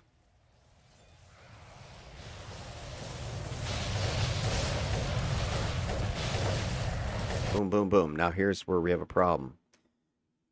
Wednesday, the tank goes up here. I don't know if she taunted something and then dips over here to get the next group. But behind us, an ambush has just triggered. Right back here, there's an ambush. So we now have a group we're going to have to deal with here. There's still a couple of stragglers in this group remaining. So we kind of have initial group 0, new group number 1, and back here is at least one ambush, if not more. And I think you know what's going to happen. And your tank is up here. They're going to be unable to pull this aggro from us. This is what happens in most of these 801s so far when these ambushes hit. Your tanks are out front doing the aggro management, and the ambush is hitting you from behind in the soft underbelly of the team. And in order to bypass it, you got to have some way to pick up these ambushes quickly in response. Otherwise, you get mopped up. Explosions, explosions. Pet's dying. I turn around, let's look, and there it is. I mean, there's at least one group here. It looks like Golden Athmas dropped their Omega maneuver in the middle to try to stop them, but these guys are already busted loose. They're coming. I just took a big hit. There's still a guy behind me who's shooting Golden Athma, so I'm taking damage. Gamma Lock is near me. They're taking damage. One of my pets just got killed. And I'm like, oh shit. And there's no warning at this point. Nobody's said that, hey, there's an ambush. Ambush. So I type it, ambush. Gamma Lock is down. I don't even know where the hell Gamma Lock was when they got killed. Behind me, maybe? Yeah, there's Gamma Lock. Shit. Ambush. Yep, boom. It's too late now. There's it's freaking hell. There's a group that has been pulled. There's a couple stragglers. Gamma was here, I think, getting shot by this dude. Then the freaking ambushers are behind shooting her. She's freaking lit up. Down goes Gamma. I'm like, all right. And at this point, I didn't realize that Wednesday had pulled another group, right? So I'm like, frick, I got to get near my tank. So I am like, ambush, and I move away from the ambush to find my tank for protection. The problem is our tank has brought in some aggro friends from, I think, over here. And there's more guys. So all of a sudden I come running around. There's just a huge wall of fire. There's more enemies here. I'm like, what the hell? Where do you go? Gamma's down. Golden's dying. I'm trying to get to a secure location where I can at least do some support. This is looking ugly. Didn't spell it right, but close enough. You guys get the All right, at this point, I run right into the stuff that has been taunted. idea. So I'm like, all right, let me try to get Wednesday supported. And I think at this point, the best move to survive this, and again, this is 2020, is tank. If Wednesday had just continued, pushed in here and hid LOS over here, because she already had the taunt on these dudes. So maybe she comes up here, taunt, and then dip back here, because we could have maybe defended this location. I don't know if there was another group back in here, but that's the thing. I'm just taking a quick peek here, because there were so many freaking dudes coming this way, and there's guys behind me now. So this is a horrible location to try to defend. We got guys coming from both sides. My freaking defense has been debuffed to hell and back. All right, we got 3 people left. Yeah, I'm getting grabbed. Fire Marsh is getting worked. Fire Marsh is down. I'm like, all right, let me try to find a place I can TP res. Get clear. All right, they're still following me. Get out. Let me find a place to hole up. I get around, I'm like, shh. There's the initial ambush. Look at them all. I'm like, let me see if I can support from here. They're following me. Boom. Dead. I'm getting freaking shot left and right. Marsh is up. Marsh is down. Gamma's up. Another ambush. Is that another ambush just came around? I can't fucking move. I'm getting freaking shot left and right. Comes more guys. Look at these guys. Yeah, look at this. I don't know if they followed me all the way from the other side or what, but there's no place to go. This was a horrible location to get stuck. It was perfect timing on their part for the ambush, but boom, that was it. So that, my friends, was the end of Team 2's run. And take time now to kind of go over some more of these stats then. Taking a look at the damage that was incoming, and you can see what happened here in that second mission for Ankh, and I'll compare him to what we have for Frisson.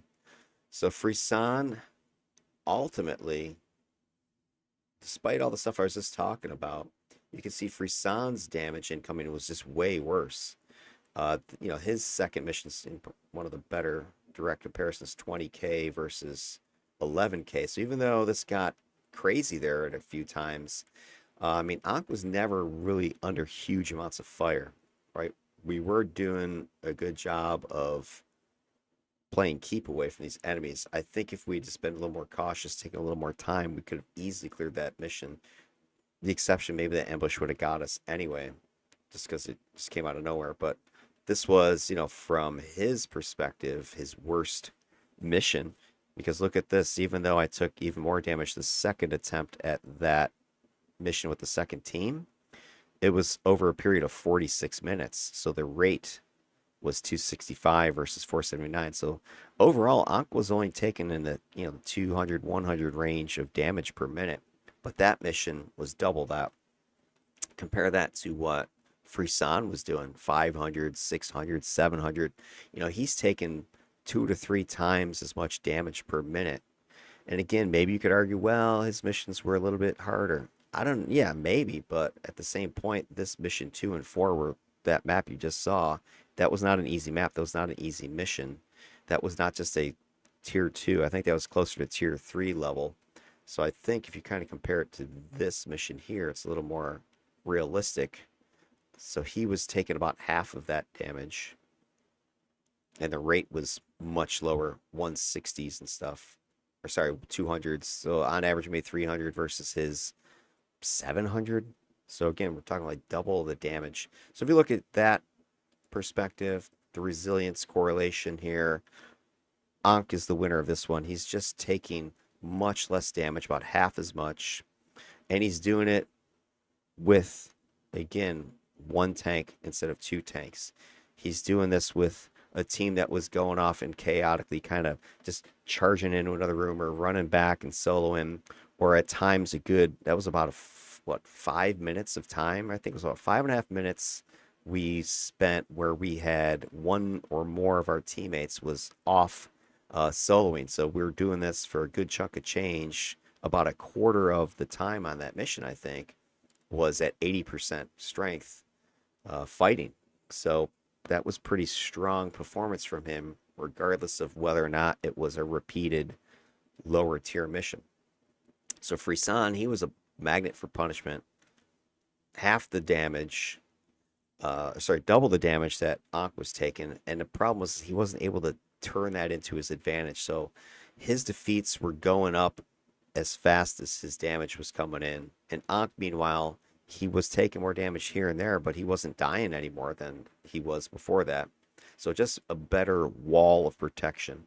When you look at the punishment stat, this is when you correlate the defeats versus that resilience number, that rate.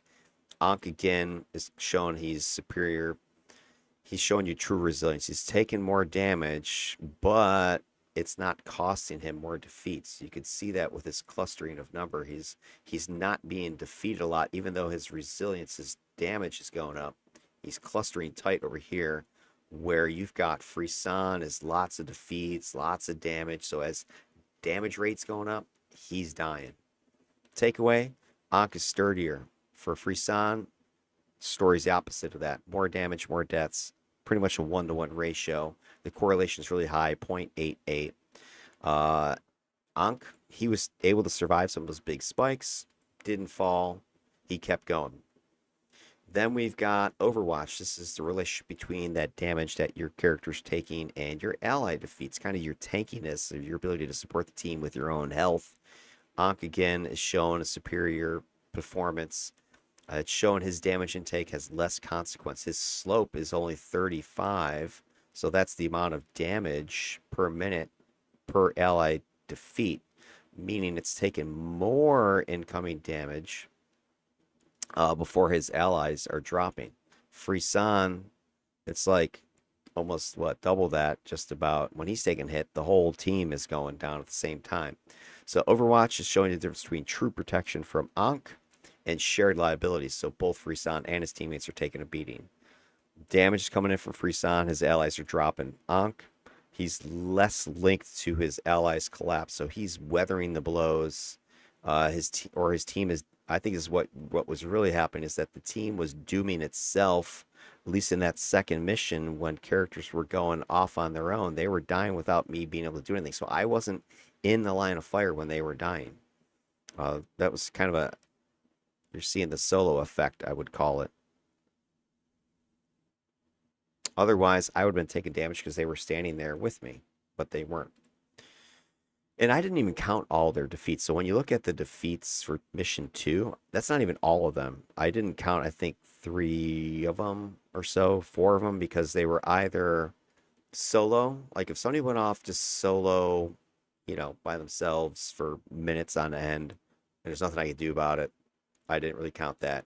Or double deaths. A couple times this happened where somebody died and then they rezzed and then they died again within like 5-10 seconds. So if you're unable to get yourself back on your feet and unstun and all that stuff and start, clicking the powers, then I don't count that death against you twice. But anyway, there you go with that. And then the last stat as far as kind of this just damage side of things is the pets, this starts to get interesting. So Frisson, who has more pets, you have the ratio between the character's damage and the pet's damage. And his pets, even though there was more of them, the percent of the damage they took, this relationship between the pet and the character, it was about the same. So they were almost the same between a defender with just 2 pets and a controller with 3. So his pets weren't really doing anything more than what my defender's pets were doing. So if you look at the trends here, you look at the correlation studies, Frisson, he's got a higher slope. So his pet's damage intake is closely tied to his. So as he's taking damage, his pets are taking damage. He's getting hit hard. They're getting hit hard. So it's really arguing that they are limited as far as how they're protecting him or drawing aggro off. They're both being punished simultaneously. With Ankh, you have a slower slope. There's weaker correlation, the 0.59. So his pet damage and his own damage are not coupled together. So sometimes he's getting hit and his pets aren't. Sometimes his pets are getting hit and he's not. Looser connection between the two. There's more autonomy with his defender pets than there was with the controller pets. Is that a good thing or a bad thing? You know, it depends on your perspective. It depends on the situation, I imagine. But I think with my controller, his stuff was around him more, whereas with the pets that I had, my lower pets with Ankh, they were off doing their own thing a lot.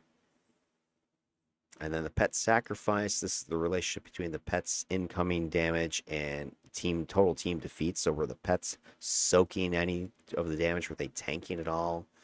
With Frisson, he's got a very strong correlation, 0.87. So his pets are taking more damage as the team's defeats are going up. So the pets are there on site getting beaten.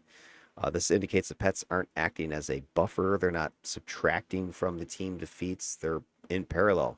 They're dying at the same time the teams are dying. Teammates are dying. They're not preventing anything.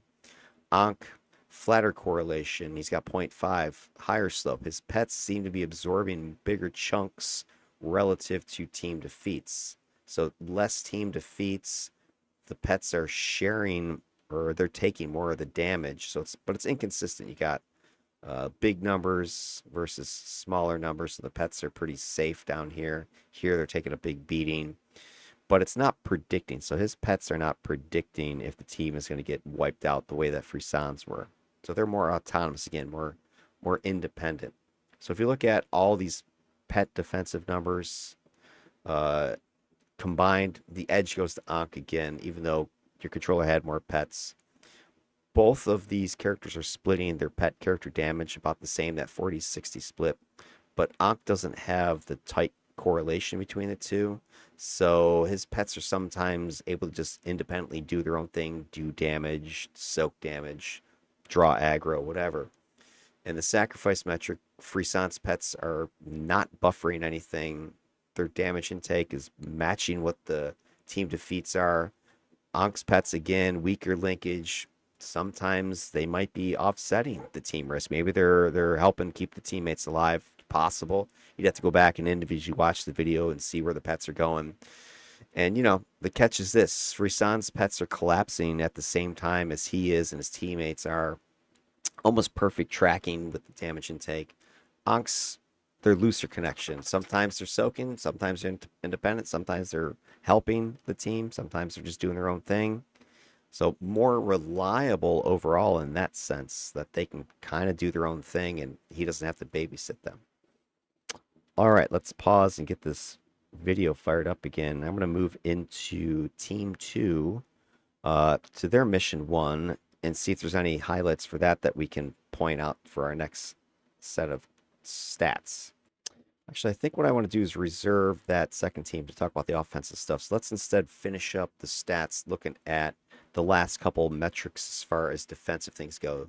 This is hits. This is how many hits that your character takes. And if you take a look at the two characters side by side again, we see Frisson here. He took a total of 648 hits. Ankh took 772. Now, before any conclusions are drawn about that, one thing that hits are a little bit misleading. It's not necessarily how bad the situation was. A lot of hits I was noticing are coming from minor sources, just like flames, if you're in a burn patch, or caltrops. So it's not heavy amounts of damage, but you are taking lots of hits one after the other in sequence. And a lot of Ankh's hits were from that sort of category, just burn patches, that sort of thing. So I don't think this is necessarily a doom scenario, but it is something to make note of. Overall, though, Frisson, he took less hits. I mean, you got to give it to him. In looking at the correlation studies, it's very correlating. The longer the time, the more hits you're going to take, which just makes sense. Frisson, he does take fewer hits. Higher avoidance, maybe because of his controls. That could be. Controls are lowering the incoming hits. It could be positioning, could be LOS breaking. That was one of the things I think that you saw in those first couple missions that we were looking at. LOS breaking wasn't something we were doing effectively on that team. I think it was more evident in the next two missions. You'll also see a lot of LOS breaking on Frisson's team. And it was only when you get your face out there that you take a beating. Takeaway, Frisson's less targeted, taking fewer hits, cleaner evasion, better suppression. Ankh, he was hit more. That's just what happened. I don't think it was grossly more, though. If you look at the rates, we've got 6.1 per minute versus 7.7, so it's an extra hit and a half. Is that going to kill you? Probably not. Targeting, do the hits translate into your damage, though? That's what we want to know. If we look at this scenario, Frisson might win the avoidance on paper, but overall it's actually a hollow victory, because if you take a look at it, as the hits were going up, and we compare it to that damage, that resilience number, even though he's taken fewer hits, he is taking more damage per hit, 87 versus his 38 number. So it's like a hollow victory to not get hit a lot. It wasn't saving him. He was still taking punishing damage. He was still being defeated and dying. Ankh was taking more hits, yes, but neutralized the impact, or the hits he was taking were just less effective. And even if you graded Frisson, higher because his missions were tier 3, tier 4, the efficiency is still such a wide gap that I don't think you can just say, oh yeah, we got to chalk this up. He had harder missions or something like that. Ankh's two missions that we looked at are going to look at were tier 3 like fights, so I don't think you just write them off as, oh, they were easy. It was still a rough go. So I think even if you imagine Ankh going at tier 4s, I don't think you would double his numbers or whatever with just that extra mission. Wouldn't have happened. He still would have come out on top. So takeaway, Frisson, he's dodging the hits, but the ones that are hitting him are just shredding him. I'd have to go back and do like a side-by-side between his build and Ankh's as far as is there a big difference in their survivability, defense, resistance numbers. I think Ankh was built to be more tough than Frisson was. Frisson was more control, downrange, firing all his controls and attacks, where Ankh was more of a offender style of a build, could handle zone. But anyway, it's worth noting Frisson did get further in the 801, so we got to give him that. Where Ankh only got to officially the tier 2 stuff, but those missions 2 and 4 from Ankh's, again, I would argue they're more like tier 3s, so he kind of did 2 tier 3 missions. And he still was able to keep his damage numbers down, able to keep his defeat numbers down, able to keep his ally defeat numbers down, even though he was taking more hits. Provision is going to be our last defensive metric I want to talk about before we go back to the video. This is your buffs, your heals, your boosts, that sort of thing. Now, I'm only counting the ones that are ally affecting. So if something can target an ally, heal, or whatever, then it counts. And these are just activations. So I'm not counting like raw healing numbers, just how many times a power was clicked, how many fortitudes, how many clear minds, that kind of thing. And Frisson had 494 total, and Ankh just blew him away, 904. Now, Ankh does have clear mind, and Frisson did not, but I didn't click it 400 times. It was a combination of clear mind. It was also the defender ATOs popping. Those were popping heals. Those were popping absorbs. Every time one of those activated, I counted that as a buff that was thrown out there. So just a lot more overall ability to support using those 3 abilities right there. These weren't any of his self heals, so I didn't count like dehydrate. So he was just able to click more, get more buffs flying out there. And a lot of these are just passive, just me attacking, and these buffs are flying with Ankh. Frisson didn't have that. He was, again, more focusing on the control side. So when we look at the control metrics, you'll see kind of a flip of this. But yeah, it's clear as day that provision-wise, Ankh just destroyed him, right? Decisive victory here. His buffing was far higher, more consistent, and probably explained, why the teams were being defeated less, even though, again, there was some chaos there, even though there was fewer tanks, right? They were still able to stick their face into the freaking fiery pits of hell and survive. Frisson did have some coverage, but Ankh was just cranking out buffs and support. And so when it comes to those buff numbers, Ankh is completely outshining Frisson. Twice as many buffs per minute. Steady every mission. And that extra layer of support probably is what kept him going while Frisson was dropping. And if we look at some of the applications of the provision stat to warding and shielding, you'll see some more evidence of this. So warding is when you're looking at that provision rate, buffs per minute, and comparing it to ally defeats. So are your increased buffs, helping lower defeats? Ankh is going to be victorious with this one here. He's given, double the buff volume, and we're seeing a better preventative effect. Look at the clustering again of his ally defeats are down here. Very low numbers. There was really only that one outlying mission, which was Team 1 Mission 2, where we had a whole bunch of deaths, where we had a lot of just chaos and soloing and the team splitting up. That number was way up here. If the team had played more strategically, this number easily would have been over here. We'd had a much steeper slope. We'd be able to get even more buffs provided per defeat, but alas, that didn't happen. And then over here, Frisson, he's lagging behind, right? He's got buffs are happening, but the defeats are still going. It's more reactive, it seems. So the damage is already being dealt. The allies are already dropping.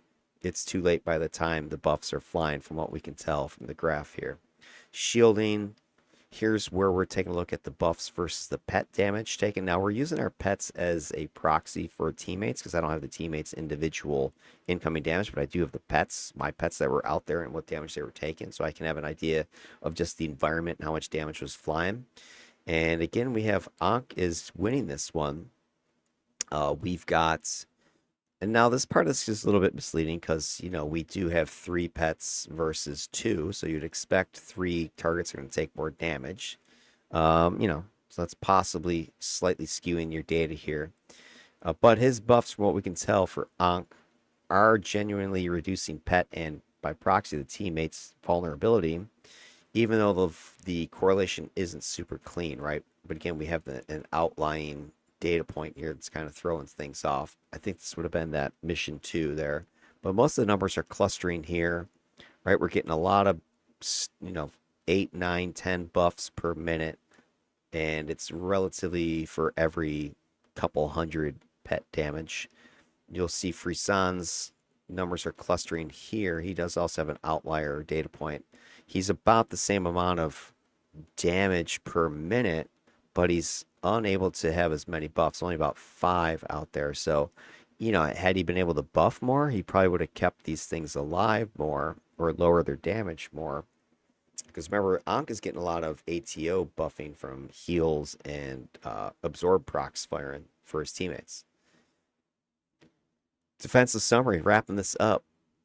So, in conclusion, on the defensive side, Ankh, 2 defeats versus Frisson's 17. I think clearly that is the edge for Ankh. Ally risk. Ankh's allies suffer fewer defeats, 22 versus 35. Again, Ankh clearly is winning on that one. Resilience. He's taken half the damage. Ankh is clearly winning on that one. This punishment, this Overwatch. So for Frisson, the damage taken was directly tied to both his own and team defeats. For Ankh, the links were not clear. That was weaker. So he was able to take hits without his allies necessarily falling as well.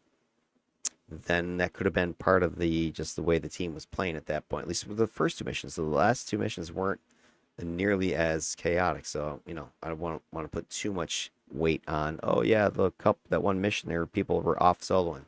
It's only part of the story. I think he was just able to stay alive, keep his teammates alive more easily than what Frisson was able to do. Avoidance, Frisson was dodging more, but he was getting hit for more damage.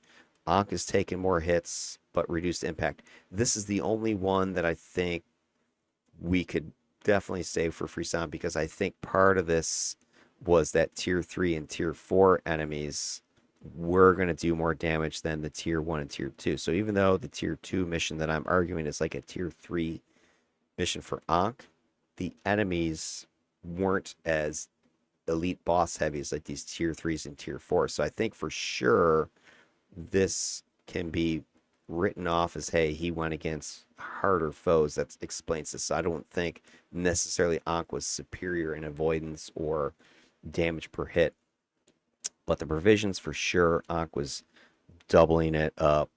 That then led to the warding and shielding bonus, the warding boosts.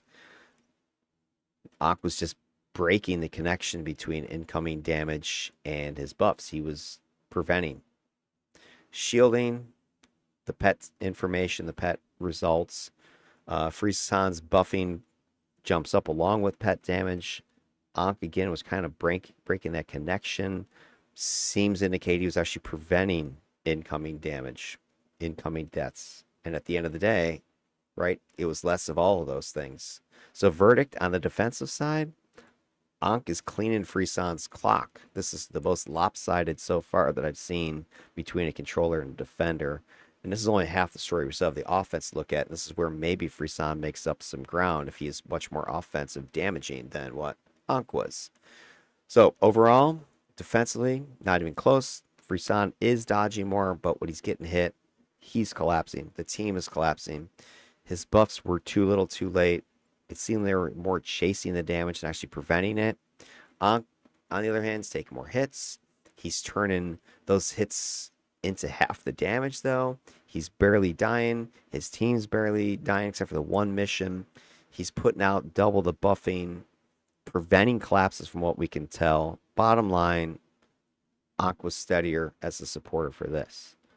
All right, that's the defense. And what I want to do now is look at the offensive stats, but I'm going to do this. We're going to go ahead and go back to the video, and we're going to jump over to Team 2's missions and see how that impacted these offensive stats, because I think Team 1 was more offensive overall. Team 2 was less so, but more defensive. But because they're more defensive, Ankh had to be more offensive to make up the difference between the two different teams. Let's see what happened in Team 2, Mission 1 and 2, or Missions 3 and 4. Be right back. All right, let's go ahead and take a look at Team 2, Mission 1. So here I'm going through the teammates that I've got and their power sets. So let's go ahead down the list. We're taking a look at Nate Coldstorm first. Although, actually, wait, I know Nate Coldstorm switches to Nate Radstone, our tank, so I'm not going to bother talking about his stats here or what he's packing. Because at the start of this thing, we had two blasters, our Dominator, and our Scrapper, and I think we were like, hey, maybe somebody should play a tank. I was okay with running with two blasters. I thought it'd be an interesting challenge. It just depends on how tanky Kilowatts was. Kilowatts, I'm assuming, it's got some electricity. So we got energy melee. No electricity. Energy. I actually played with Kilowatts before. Yeah, so Kilowatts is our Scrapper. I think is that Salty's character, triple energy. So energy melee, energy aura, energy mastery. Triple energy. The real slugger. Handkerchief is our blaster. This was Guyve's character.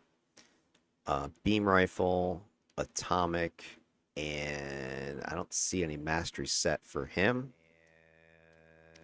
And any mastery set? Nope.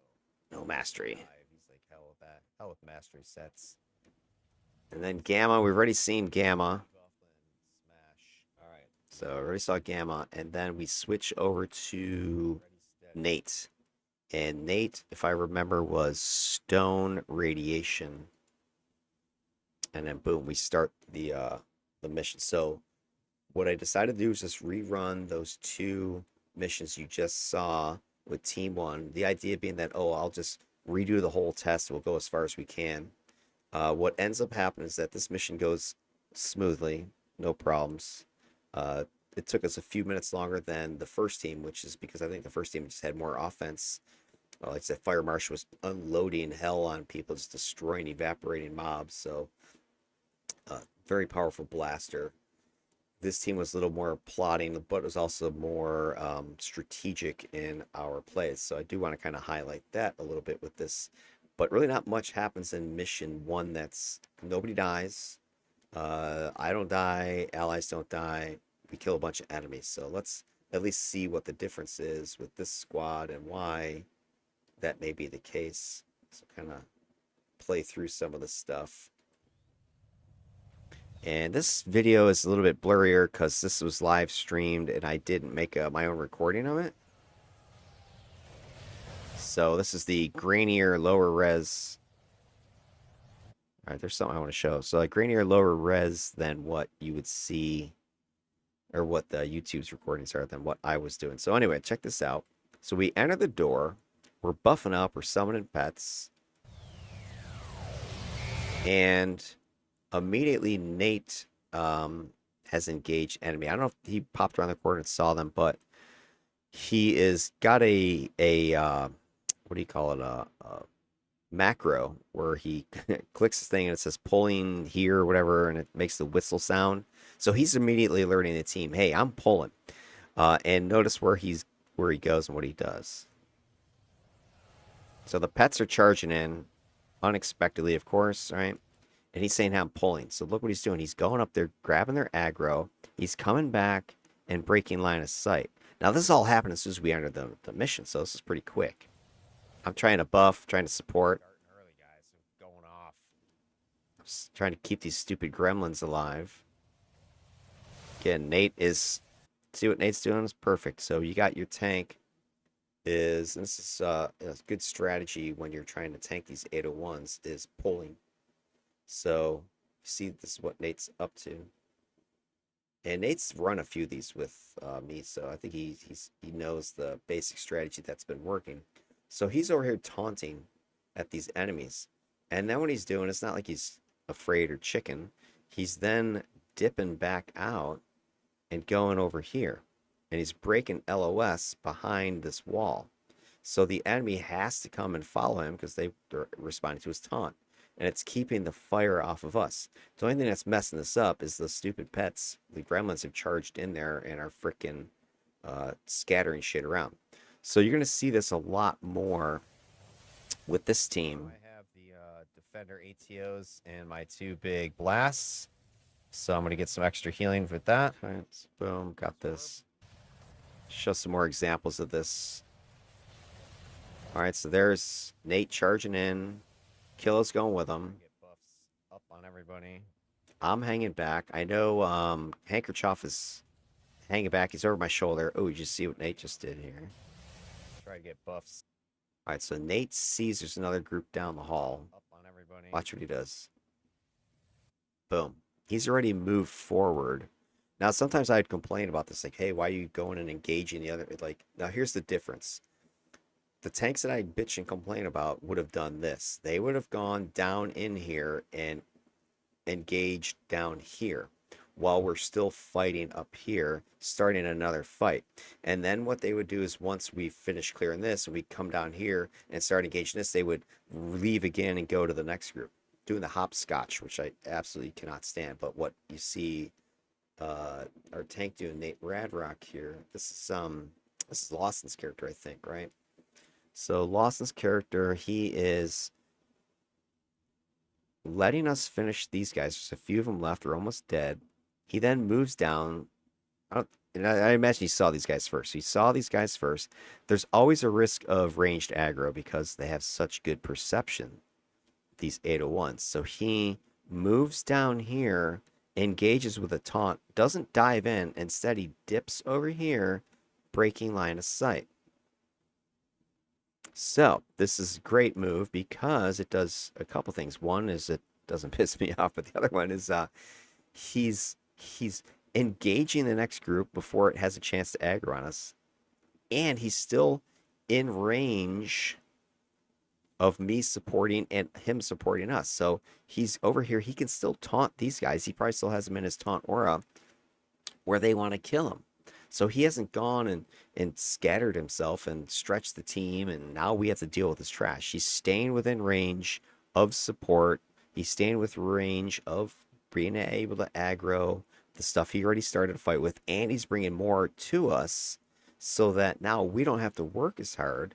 We're going to be able to focus fire on the new group that's coming and finish with these guys. So, like, for instance, I could stand right here and cone attack like with steam spray through the stragglers that are left and these new guys that are coming. So it's a smart move with some solid tank work here. Too many see, here they come. They're all going on him. Batting targets here that I don't want to buff. We're finishing up this group. All right, now he's got the group already lined up for us. We just start smoking them. Now there's still some range guys and stupid gremlin. What is stupid gremlin? Dude, Apocalypse, your gremlins are idiots. I mean, we got this group taunted, and we can just kill them right here. Instead, the gremlin's like, well, diddle, head down here. Let me go get myself killed. Aggro's the rest of this crap down here. All right, so very good. See if I start healing his stupid gremlin. Boy, but you better get him under control. Gremlin's off the chain. All right, kill that. Move on to the next room. DPS going. So I pull my pets out, and I mentioned about DPS because one thing I'm noticing at this point is, hey, our team's not as spiky as the team I had run a couple days previously. We just didn't have as much firepower on this squad. I mean, your Scrapper was laying people out, but he's single target. It's not like your Veet, which had, you know, lots of blasting power, a lot of debuff going down range. And then Fire Marshal was more damaging than Handkerchief was. So Handkerchief and Kilowatts were not as DPS-y as I think our other characters on the first two teams. I think Wednesday Woe, their tank has more DPS probably than what Nate Radrock has. I think, you know, so really if you look at the three characters that were from the first team and second team, our first team had much more firepower than I think this team. I think our first team was a stronger team than this team as well. But these guys, we make do with strategy.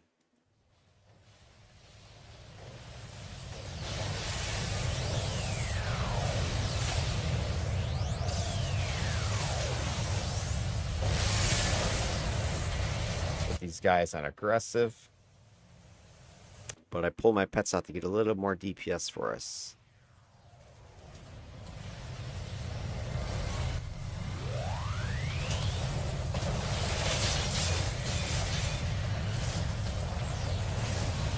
So I have my tab key,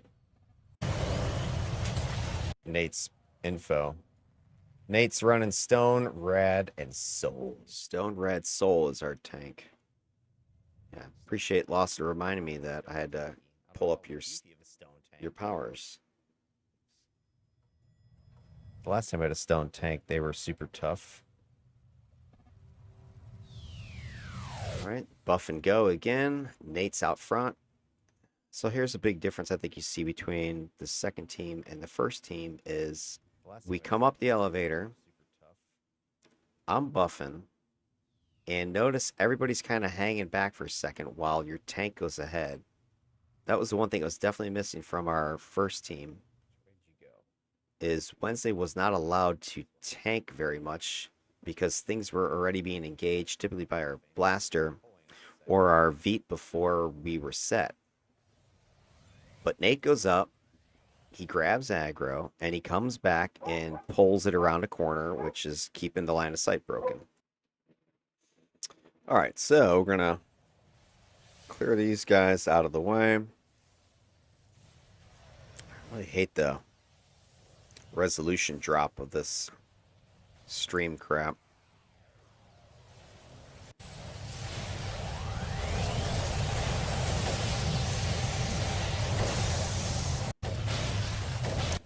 I think there was anything else that was crazy about this mission. I think I already mentioned this, but I definitely had to do more offensive play with this team to make up for our lack of firepower, which I was fine with because that's really what Ankh is built around. He's built around blasting and buffing on the fly. He's not built to stand back and sling heals all day. If you're doing that, then I think you're doing it wrong.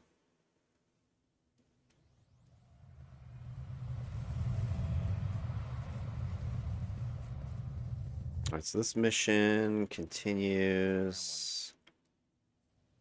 Oh, wait. Handkerchief. Handkerchief. Yeah, so Hank. How did Hank get killed here? Yeah, I think this is sort of just oh, yeah, I think I remember this one. Let's go check this out real quick, if I recall what happened here. Yeah, so we did have one death on this mission as well, which is surprising because I don't think we've had any mission one deaths prior to this. Again, I haven't been doing the 801s that long, but usually that first mission, it's challenging, but it's not deadly. But I think I remember what happens here. Let's see. That's what we got. Let's go back and look at this. Let's see how this starts.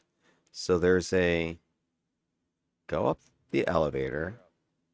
A lot of these times it's dangerous is this elevator transition because by the time you kind of get up, somebody started a fight already. All right, so here you go. We come up the elevator, and our tank is taunting, pulling that group that's right down the hall. Again, another corner pull, which is how you have to do like 90% of these things, I'd say. And it's bringing it in tight to here, breaking LOS, right? The rest of us are coming up the elevator, and the problem is you don't have anywhere to go other than go back down the elevator in case shit goes bad. Kilowatts goes in to start eliminating enemies. That's one cool thing with, I think, a scrapper, at least with Kilowatts, is he was very self-sufficient. I didn't have to babysit him. He was able to kind of get in there, mix it up like a tank, but just erase people. He was just unloading point blank range. It's a lot of incoming fire. Why the hell I'm healing your freaking gremlin? And yeah, the stupid. Okay, that's what happened. All right, so check this out. I'm trying to. All right, I'm tab targeting. So I hit tab in order to cycle through targets. I hit my buff, Clarion. Trying to tab to targets. So like, frick, okay. Jeez, like, look at that. The freaking gremlin's jumping in front of me. Clarion. Right, tab. I want to tab. Pet, pet, pet. Hitting pets. I don't know why the hell I'm healing your freaking gremlin. And look at that shit. Like, I just threw adrenaline on the freaking gremlin because I was trying to hit, I think, Nate. Right? Yeah, because look, I'm trying to rebuff at this point because Nate doesn't have any. Gamelock doesn't have any. Hank does. Kilowatt does. But I'm trying to reapply buffs at the elevator. But boom, we're into a fight. So I'm sitting here going tab target to cycle through allies. And at first, I target my pet. Then, as I'm cycling through, the gremlin jumps in front, and I target him while I was in my brain going, oh, my next cycle is gonna hit over to Nate. I'll just tab target him and adrenaline boost, right? Boom. Gremlin freaking soaks that up. At this point, it's got me distracted. So my freaking gremlin. Then the gremlin's dying, so I'm like, girl, let me try to heal it. Why the hell I'm healing your freaking gremlin? Now Hank's taking huge bits of damage. I've just used like 2 big buffs and healed there on the gremlin. One freaking Hank is getting an ass. And I'm trying to click on Hank, and by the time it's like, Freaking locked in that stupid ass gremlin. yeah, so that was my bad at that point. Because Hank was behind me and I couldn't lock on him. I was cycling through and he was behind me. So I had to, in order for me to get to him, I'd have to click on this window over here to do it. And these windows are kind of hard to click on. You're cycling through your cursor and you're trying to click on your screen. And he's in the corner. All right, let's get you up, kid. Sorry to stand. So, boom. Soaking my... As the pets. Pets are such a pro. I had the same issue when I was playing Electrical Affinity. Pets would get in the way all the time of your chaining buffs. Freaking outrageous. I wish that was a setting for an all to golf. Frick the pets, we'd call it, because I'm tired of healing other people's pets or buffing them. You know, they're not mine. I don't care. Anyway, that's what happened with Hank. I couldn't click on him, and boom, he was dead. So let's go ahead and pause this vid and take a look at our stats again and see where we're at. Because as I was mentioning, had to do a lot more damage output with this guy on these missions. So let's take a look at damage output, foe defeats for these two characters. And I think, again, we have a night and day story again. We have another huge lopsided difference between these two. Let me go ahead and switch over to the other side of the camera here, the screen like this. There we go. All right, so look at this. Look at this table. Here's Frisson. He had a total of 162 foe defeats. Now check out Ankh, 339. He's double. He had twice as many foe defeats. He was finishing fools. Frisson just wasn't able to do it. And the other thing I wanted to bring up is the two teams just with Ankh. So the first team, which we had a lot more offensive firepower, I had a total of 97. Then when we had the second team where we had, I don't know, maybe 2/3 the firepower, and I had to do a lot more blasting. I had what, 230, 242, so 242 versus 97. So that's, whatever, like two and a half times as much output I had to crank out just for damage, and not necessarily damage, but just attacking. So that's just a huge difference between the two. Yeah, this mission was twice as long as this one, but even if I double that, it's still, I'm outpacing my initial attacking here. So this is something else I kind of noticed, that the difference between the two teams. This is also the reason why I don't like to switch teams in a mid test like I ended up doing with this character, just because it gives you those wonky data curves or data changes that you don't want to have a nice, reliable data set.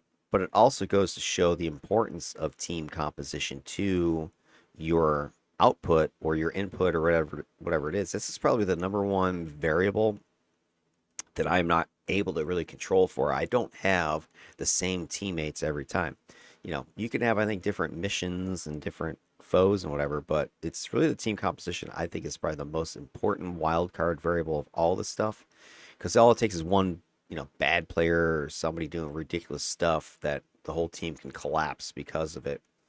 And I think you can kind of see an example of how team composition affects. Got the same exact, Ankh here, two different teams, much more offensive team versus a much more tactical defensive team, and I'm having to switch my play style to fit, and so it's given me different outcomes here. So it's interesting, variable to consider. But when you look at just, Frisson versus Ankh, there's really just no question who was doing more. And defenders should be able to out damage the controllers. Should be able to get more kills because they have the whole blast set to do it, as long as you have a chance to use it. So Ankh, decisive victory. He has twice as many foes, double the rate of defeats, and he's doing it across all his missions. It's very consistent. So it wasn't just, one lucky, mission. There was, the only time we really had a low number was that very first mission with the first team, and this was more of a caution, more my play style than anything else. I was being much more cautious, much more buffing, and that team was just moving really fast that first mission too, 13 minutes. I really didn't get a chance to do much, so like, all right, make sure everybody's buffed, and then by the time I kind of got my buffs done, everything's practically annihilated, so there wasn't much to do. But then these last three missions were much more consistent, in the threes, close to 4 foes per minute. Compare that to Frisson. I mean, he was pathetic. 1, 5, 2, 3. I mean, even his best, most, killer mission was lower than my average over here. So it's really night and day between the two. It's game over for that. And then the other thing I'll throw out there while we're talking about is then the kill shares. I think this is also revealing for this conversation. Is we already looked at the kill share numbers with Frisson's analysis, and what was surprising for me was just how low it was at the time, 14%, because I had run the entire DEFCON 5 series prior to this, and my controllers were always doing pretty decent amount of damage. I was surprised by the amount of damage they were doing, But this particular controller, Symphony Empathy, this is the lowest, I think, uh, damage output, at least percentage of the team. I don't know if I actually ran. I don't think I did the kill share from the original teams, but I do have all of the damage outputs, and this is surprising to me that I'm so low. Because you would expect on a team of five, you should be accounting for a fifth of the defeats, give or take, which is what you see with Ankh. He's 21%. 14% is low. So that is interesting. Plus the fact that I know that controllers can do a ton of damage between containment and the, always on pet attacks that they've got. But I think this is also an argument for why Symphony Control's pet is not very offensive at all. It's offensive in the sense of how, I don't want to say it's bad. It's designed as more of a controlling pet, which is cool. But the fact that it's so passive is the problem. Because if you remember from the video with Frisson, the Symphony Pet only attacks if you attack first, and only if you use one of your control powers. If you use your other attack powers, it doesn't do anything. Even if it's getting its ass handed to him, even if you're getting your ass handed to him, your pet will not react unless you first attack. And as a, buffer slash controller whose pet is relying upon me to control attack, every time I'm sitting there buffing and sending out support, actions, my pet's just sitting there doing nothing, and it shows in the data, right? You can see it. Look how low that is. That should be much higher. And I think that's going to be another story you're going to see here from this comparison is maybe a different control set paired with empathy would have performed better. And I don't have a problem with Symphony Control. I like it. It's just that the pet is like underperforming for what, in my opinion, compared to all the other pets. Now, maybe this is what controller pets should be doing across the board in the first place. I could get behind that because I think their pets are OP for controllers from what I've seen with my own statistical analysis so far. But anyway, just very interesting. The other thing then when you look at Ankh is, this 21% is average, but if you look at these missions here, especially the last couple, right, he's in the more like a quarter of the team's damage. So that's showing you how of damagey he can be. He can exceed what his requirement are. His only really low mission was that first mission. Again, was very cautious. We had a very high powered team. Check this out. Here is Fire Marsh's stats versus my stats for Ankh. So Fire Marsh was just like slaughtering people with all the huge nukes they were doing and all their self-buffing with inspirations and aim and build up and all that other crap, right? Just unloading on people with their fire attacks. So just doing a lot of damage before I could even get in there and do anything. So focus on buffs, blasters destroying stuff. Compared to the other teammates, I was, pretty much on par with them. I think this was our Veet right here. I think this was our Dominator, and I think this was our tank.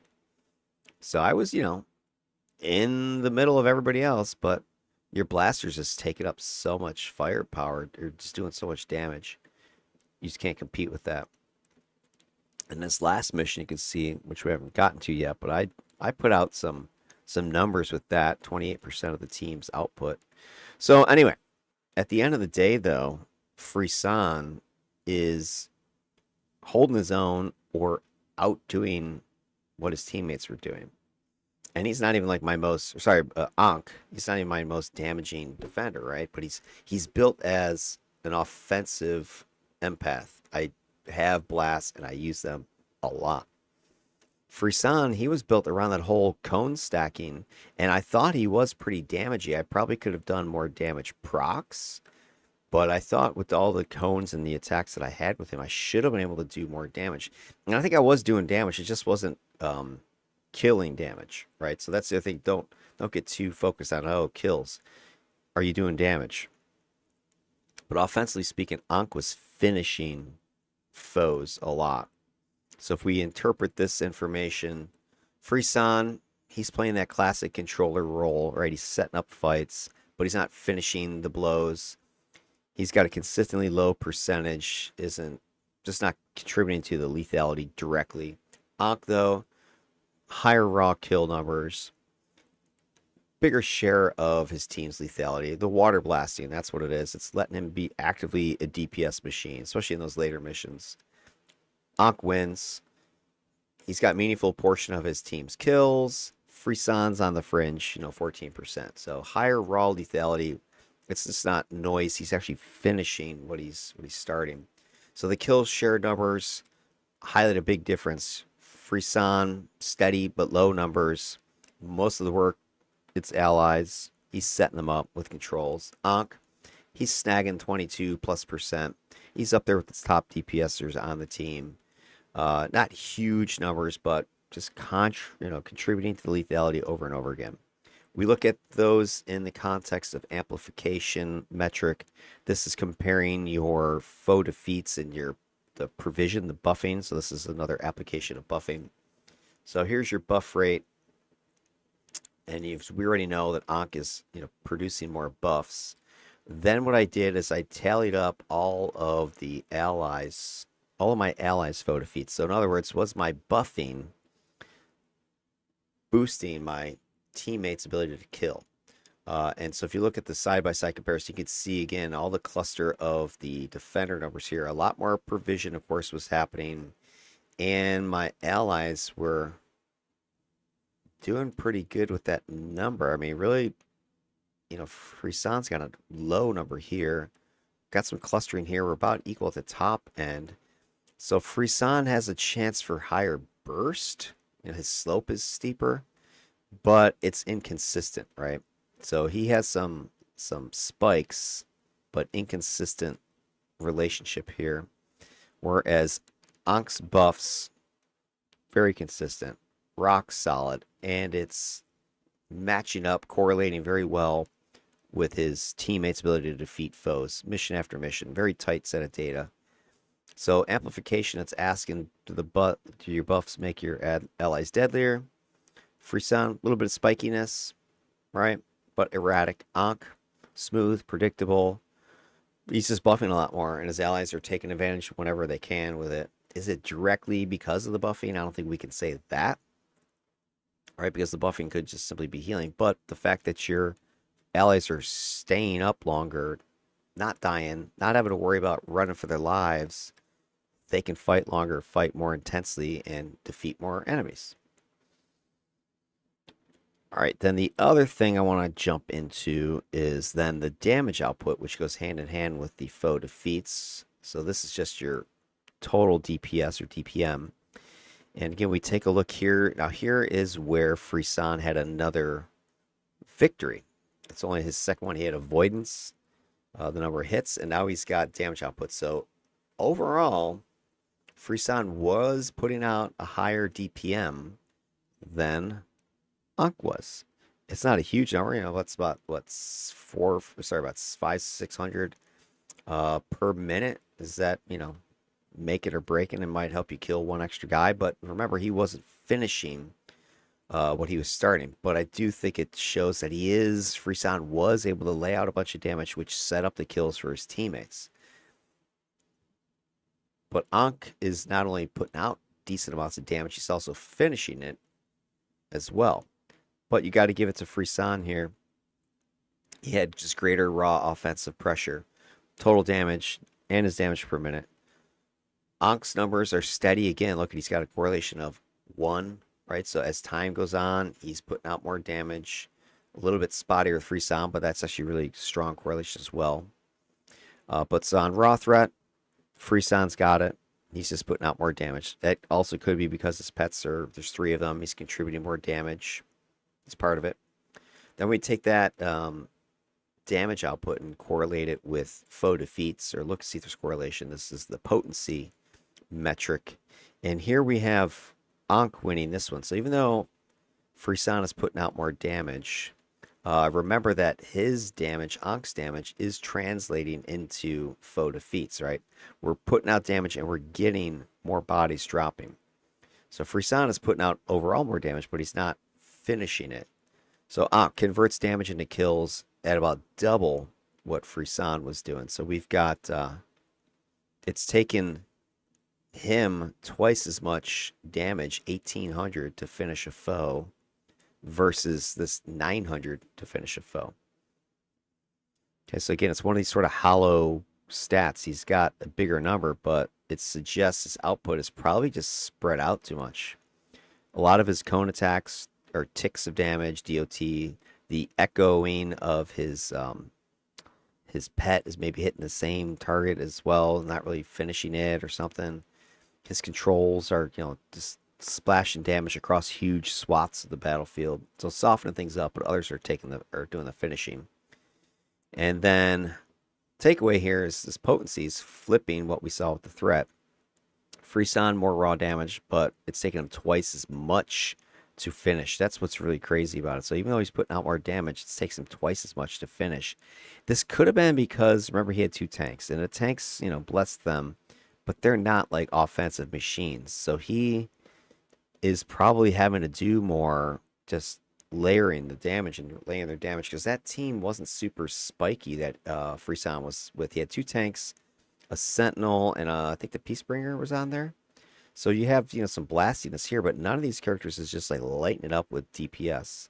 So that Frisson team was much more dispersed as far as their offense was, whereas the team with Ankh was much more had blasters, and blasters were doing damage, right? And Ankh was able to do damage.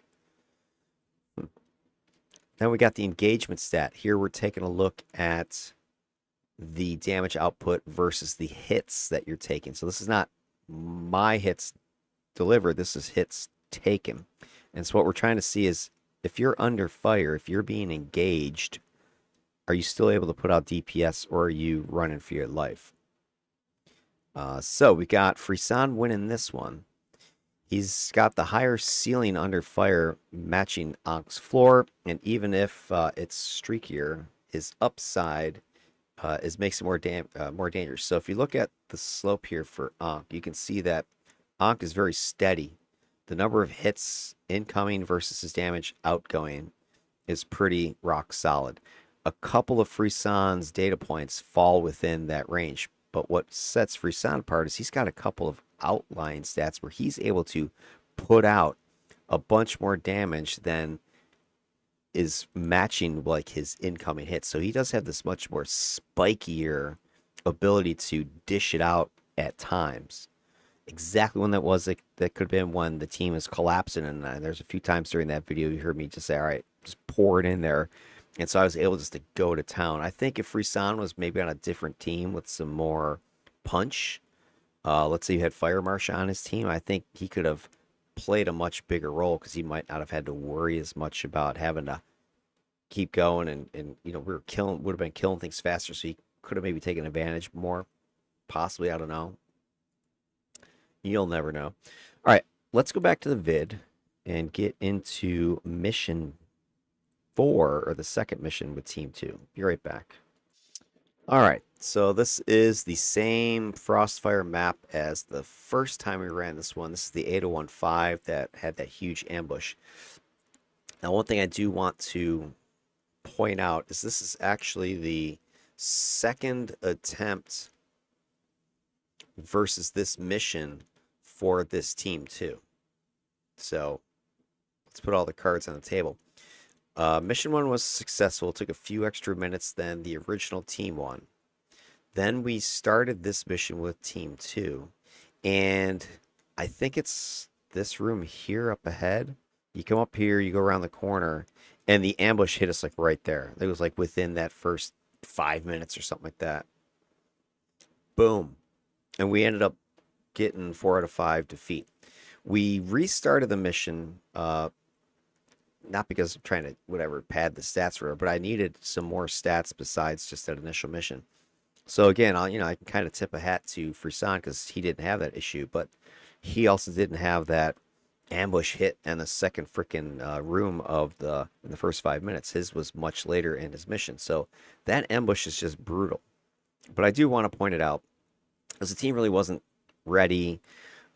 We had kind of been sloppy on that first mission. We are still trying to figure out what was going on. I think Apocalypse was saying that, yeah, he really wasn't into it yet. So we had the ambush. It killed us within about 5 minutes. And then I said, well, let's restart again. Let's try again. Let's get our heads in the game, figure out the frick we're doing. You can even see like Wednesdays with her commenting in the live chat, like, yeah, these ambushes are utterly broken. Yeah, because it was just like freaking a horde of dudes just shows up and hits you before you're even ready. So this mission, what kind of skews the data then is that I think at this point it's sort of learned behavior.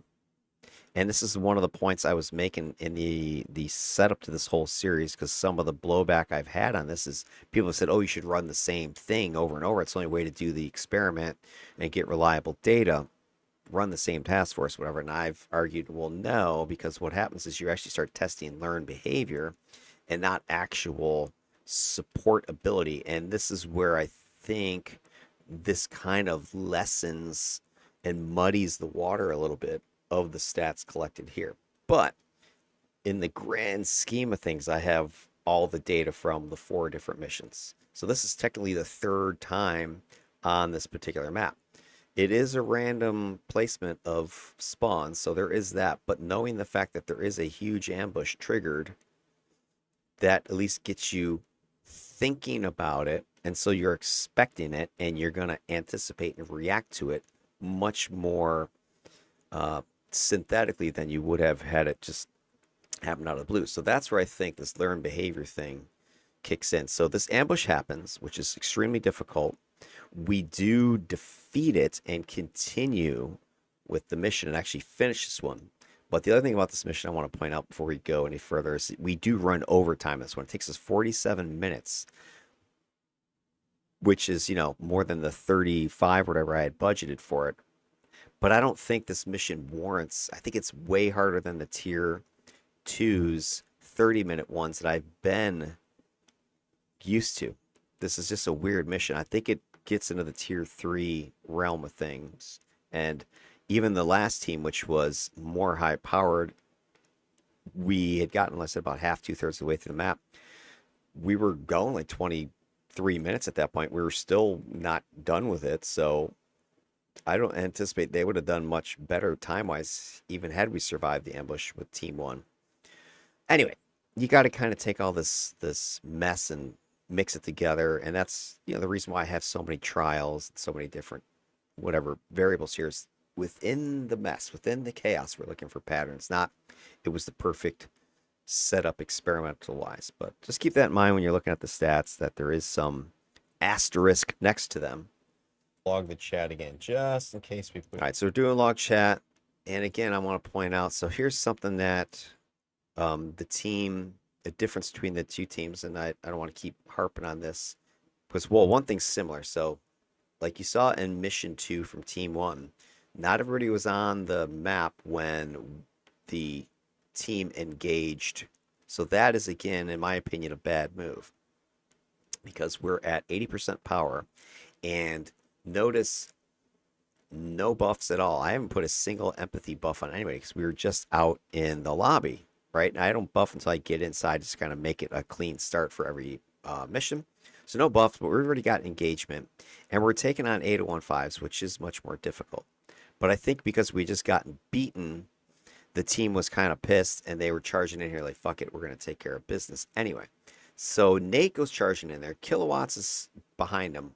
I'm like just getting in here going, what the hell? Gamma's not even on the map, and Hank's behind me.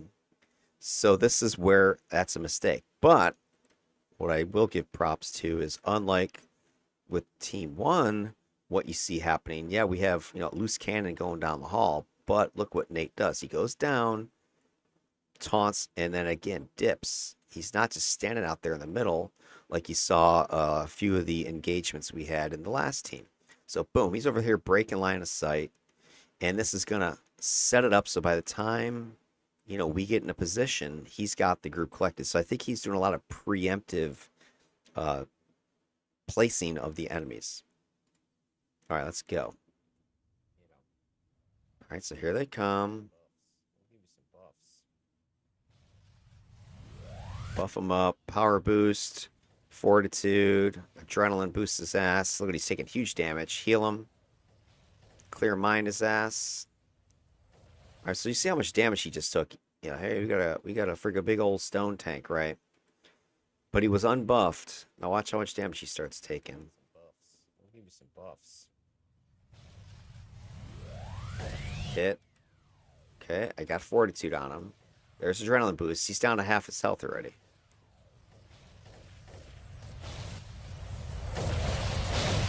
So yeah, if I hadn't thrown Fort and AB on him, he probably, I don't know if he would have died, but it probably would have been close. But see how fast that is. That if you go in there trying to solo, you get your ass wrecked.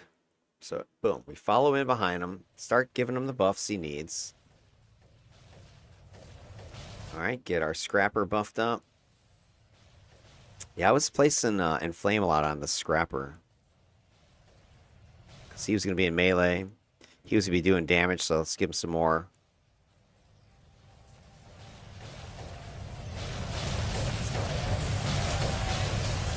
And there goes the auras.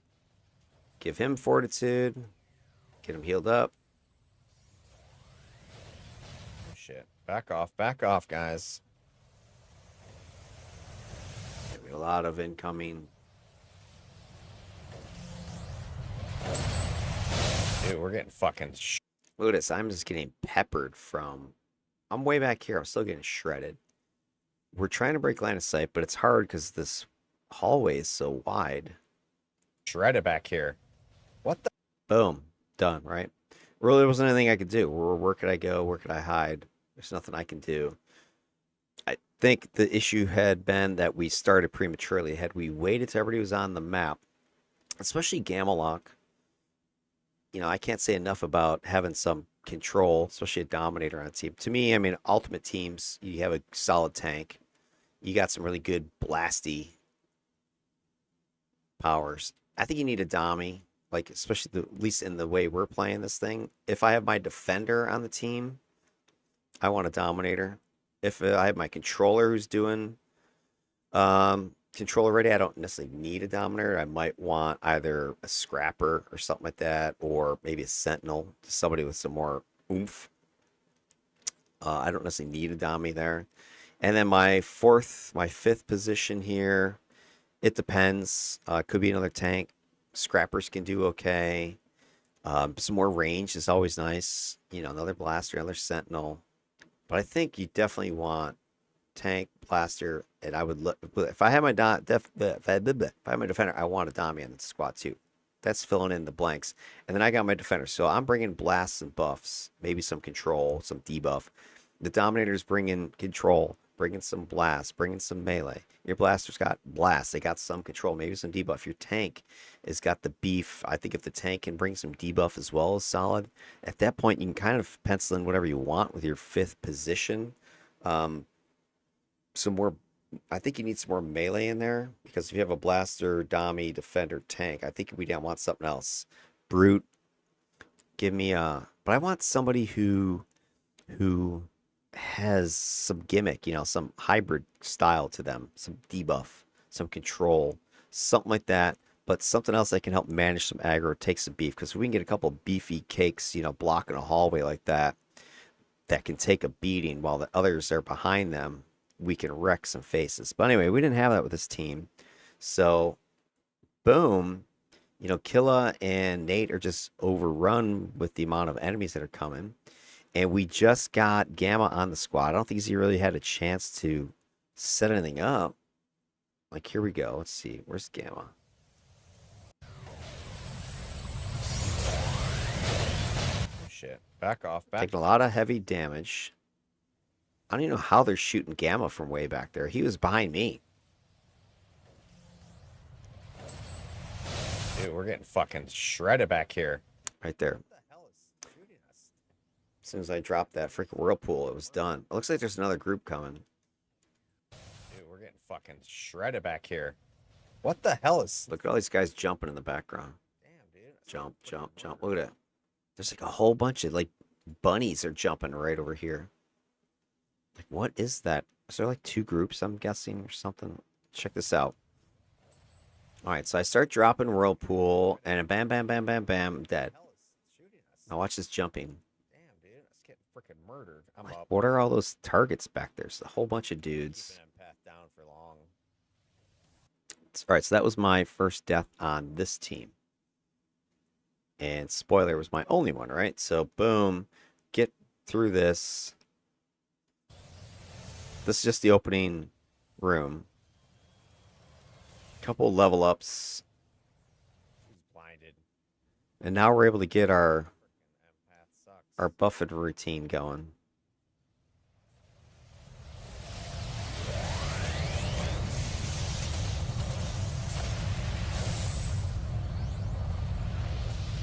Congratulations on being blinded. That's just cruel. This is just like that same opening room. Jag rock. Get him.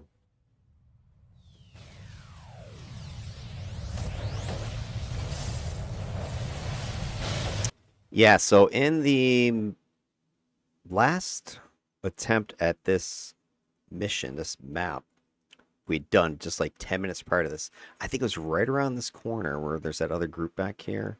That triggered an ambush, and a bunch of dudes, steamrolled us from back here, and we were done in like 5 minutes. So that's why we were resetting it. So at this point, I'm like, I don't know where this ambush is coming from, but we should be ready for it. So notice we're hanging back 3 squish you types. You got your tank and scrapper wrecking faces up there.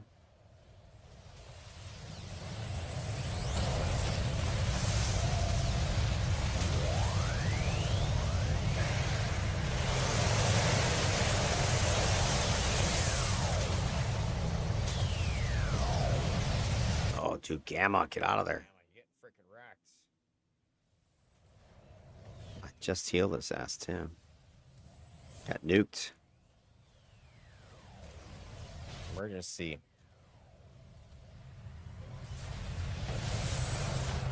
Oh shit. Dropping on us. Okay, it's raining men. Look at that.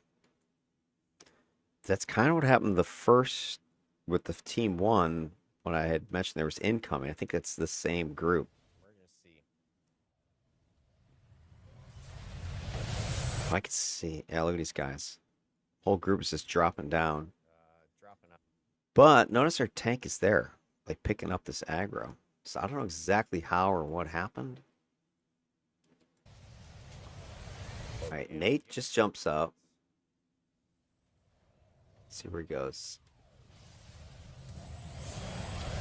Then he teleports over here. Emergency. I don't know if he taunted. He might. I don't know. Is that Lawson's character? So Lawson, if you watch this, let me know what you were doing right there, because I saw you jump up. I don't know if you saw these guys and taunted them and brought them over here, because then you teleported down into position. Lawson was very good at maneuvering his tank around to these locations. I think he was using a combination of teleport and just moving and running around. Dropping on us. But dude, if you just taunted them right on my ass, I could have words with you. These guys just hanging out.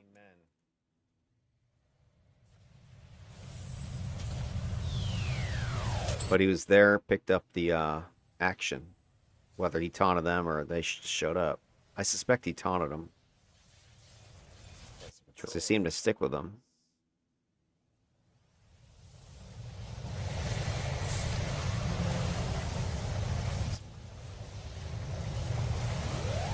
Oil slick, get out of here.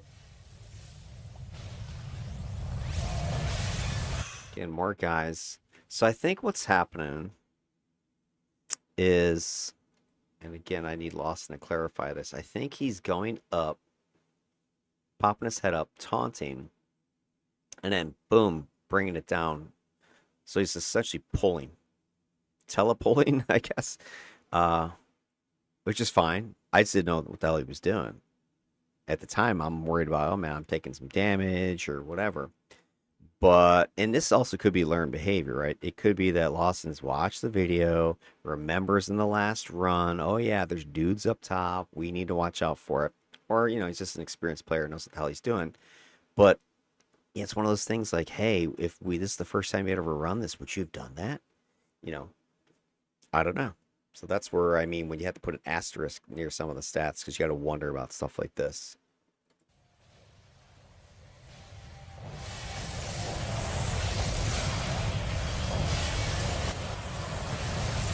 But the thing is, we're being much more surgical with this run. More deliberate.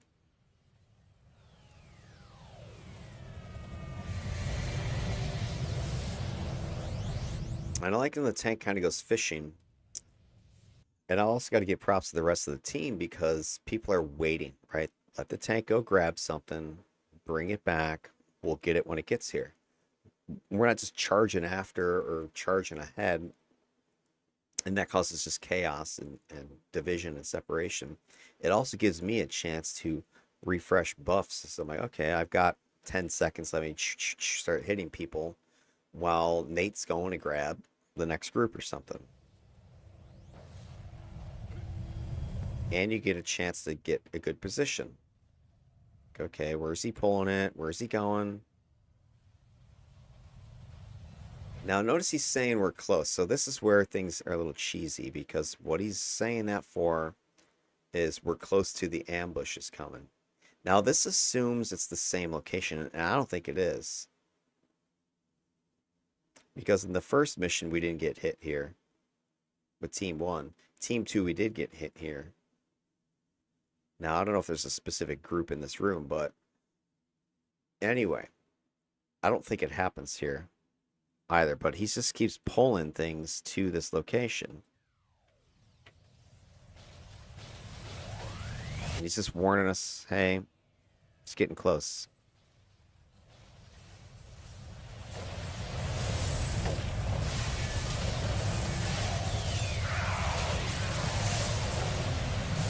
Two kilowatts is just obliterating people.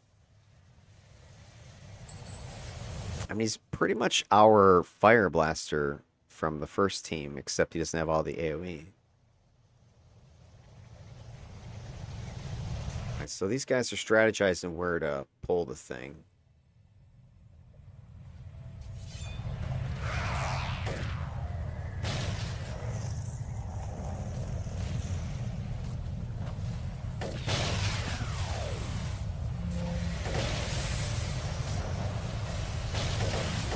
Yeah, see, this isn't the ambush either. It's just some side group guys.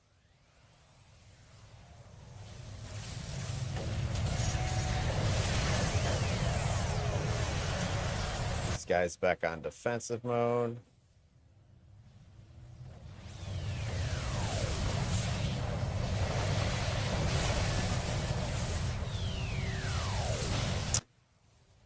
Man, my diviner was kicking some ass. That's the one tier 4 incarnate I have on this guy is his lore pets.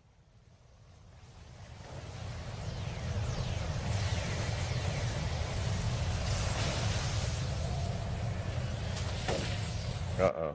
What's that? So, oh, that's Fuck you, man. it's a patrol up there. Yeah, this is not looking good. I'm backing out. Backing out.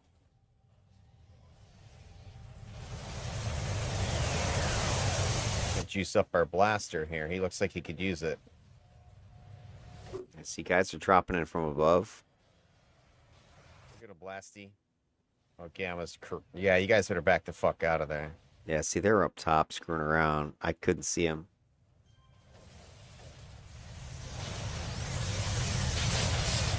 I mean, how many of the people that have ended up dying on the team were just out of my line of sight?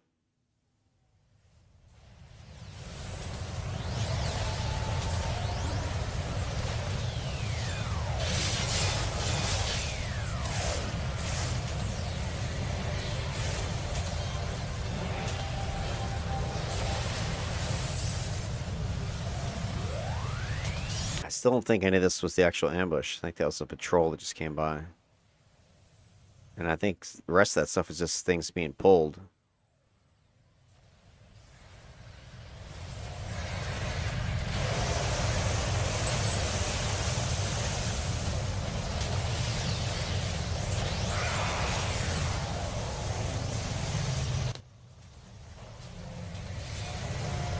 All right, so here's the thing. We've just about cleared this entire first big room, like the one you saw in the first run. We had a few of the rooms like that. This Frostfire map is full of those square rooms. And you know, you got the upper levels and the rooms and stuff like that. And we've just cleared the very first room. Patrols, maybe an ambush. I don't think so, though. And just some stray, whatever, randomly spaced targets. But we haven't moved essentially from, this is still the open, this is still the entrance, right? We've barely moved past the entrance. We've gone up here to the stairs a couple times, but we've pretty much stayed back here, and our tank keeps bringing it back here. You know, that maybe is a little bit overcautious, but given the fact that we were expecting an ambush, probably not, because I would assume that the ambush can't come from directly behind us. That's where the main entrance door is. It might just spawn right on your ass, but this seems to be the safest place to pull all this stuff if you're expecting an ambush at it. So it's a little bit tedious, though, and I point it out because, we're 9 minutes in, and we haven't really left the first room yet. So the other team was much more aggressive and faster. My criticism there was it was overly aggressive. We were punching too deep, too fast. So I think if you kind of come up with a Kenny Rogers here, no one to hold him, no one to fold him, you could make this more efficient as well as safe. All right, so we clear this crap, it looks like. Yeah, okay. And he's pulling some more dudes. This is the entrance still, all right? Trouble. All right, now Nate goes ahead to the next group like he's done before. The problem is he got so far ahead of us that by the time we get up here, I'm hitting him, heal, fortitude, clear mind, heal, spirit ward. Dead. I mean, I'm freaking buffing the shit out of him, but he got too deep too fast. So that's similar to what the other team had done. Nate was doing this a lot where he was, and you saw him do it, where he'd go ahead to get stuff and get it set up before we got there. But a couple times it cost him because he was just too far ahead and wasn't able to sustain himself for long. Hit him with all kinds of freaking stuff. It didn't matter. So it's bad if your stone tank who you're healing the shit out of just keeps getting punished till they're dead. Rad shit on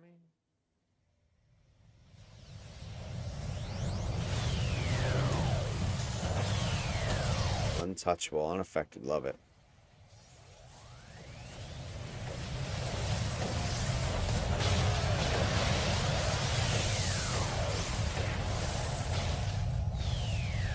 Unaffected, love it. He's unaffected left and right. That really you shouldn't be able to target a guy that's unaffected. All right, so this is cool. So check this out. Our tank is still recovering, but meanwhile, looks like our scrapper and our Dami are holding down the line here. So I'm back here doing this. Come back over here. Left and right. Yeah, check it out. So Dami and Scrapper are able to hold down the fort.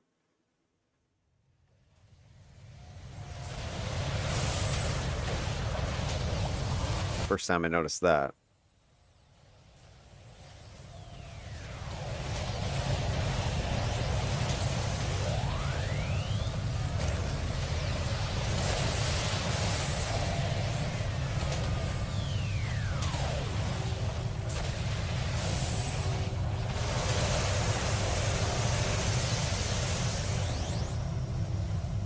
Try. Get another pull. Here they come. Look at all these guys.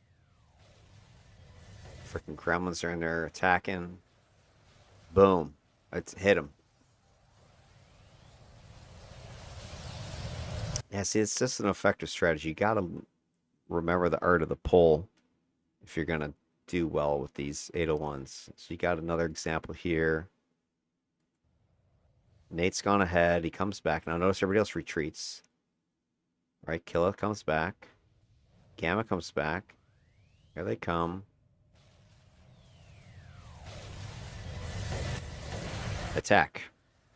Boom. Textbook.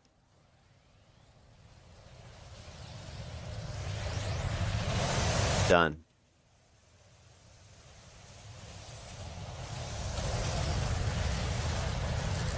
just destroying stuff. And I'm really liking the one thing I really like with Water Blast is just the knock-up you get. Because, you know, a lot of people don't see water as a good controlling set, but it's actually solid. Solid numbers with the knockups you get from Water Burst and Geyser. Plus you get the slow from Whirlpool. So here we go. We're let the tank go get the stuff. Hang back here. Here they come. Stupid Dark Mistress is attacking.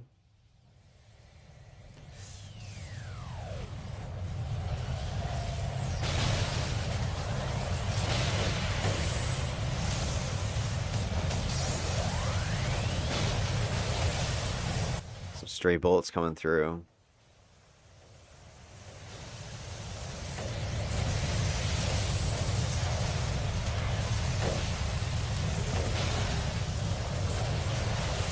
Splat, splat.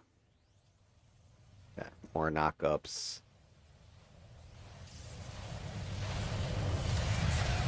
And I like that it also, when you have the knockups and the whirlpool, it gives you a couple seconds while the enemies are regrouping to go and buff, refresh some buffs. So you can attack, attack, attack, buff, buff, attack, attack, buff, buff.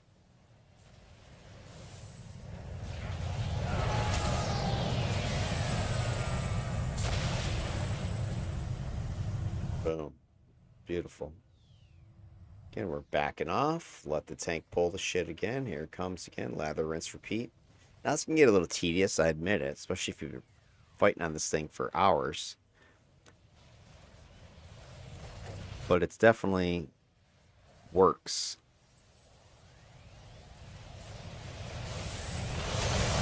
This is going too smoothly, I think. Yeah, that's why I'm going, why is this so easy? Because the last, couple of these was way crazier. When the first team did it, we had a lot of just chaos and stuff flying. The very first attempt with this team, we came in and got mopped up in like 5 minutes. Here, we're just wrecking these fools. So everything's very clean. Except for my one death. But I like this. I'm able to just unload with my attacks.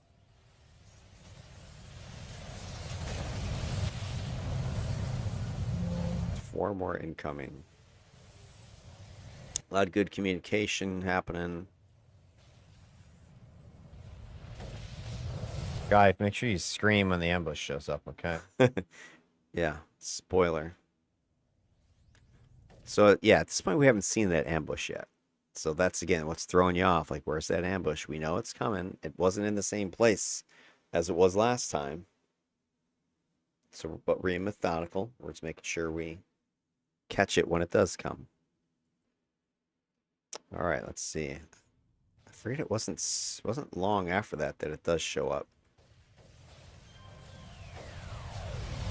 Let's jump ahead here. Okay, yeah, we take some damn. Hold on. Was it here?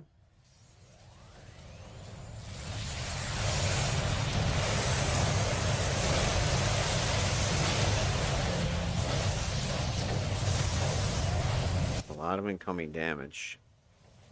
Scream. Oh, yeah. Okay, there it is. Okay, so I just had said like a minute before this to scream if you see the ambush. So we're sitting here engaging with this group. Again, everything's been going well. We just pulled another group down a hall, around a corner, beating on them. Boom, boom, boom. Again, I start to hear pop, pop, pop. Explosions behind me. I'm taking damage. I'm like, from what? The guys in front of me are confused or they're almost all dead. Scream. And then somebody is like, types scream. Look at all the damage I'm freaking taking. And over my shoulder, I can see. Here's the ambush. It finally shows up. So like halfway through the map, we're 17 minutes into the mission. We still have 16 captives and 8 raiders to repel. So we're not even halfway through, I think, the objectives at this point. And all of a sudden an ambush shows up. in a completely new location than the last 2 times. Oh shit. So I just start clicking away all my defensive stuff, Give heals. me everything.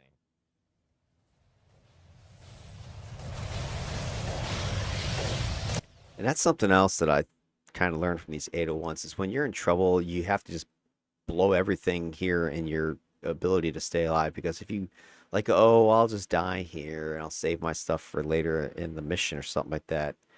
No, there may not be a later. Because look at our freaking team. Already 3 of us are half dead. If we all go down right here, big old ambush, it's going to be game over. So I'm just like click, click, click, click, firing all my inspirations, clicking my rune of protection, trying to keep my teammates alive.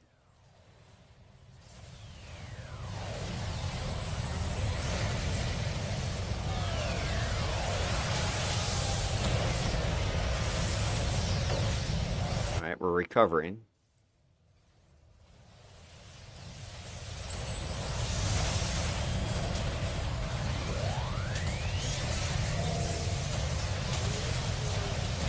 Look at this, it's beautiful.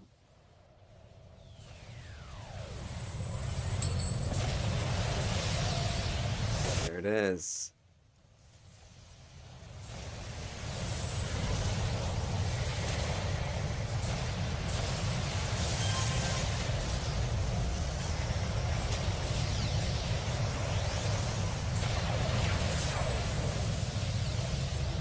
And that was it. This is new macro. Might be the first time I've actually repelled an ambush. Yeah, so that's kind of where I want to jump back to the stats because that was the ambush, the one that killed the team twice before, like just abused you. We were able to handle it. We were able to adapt quickly, uh, and react to it. So boom, they came from behind again. We had a split team, but soon as it was like scream, there's an ambush. Boom, the team refocused, stopped the ambush, and defeated it. And it really wasn't even that close.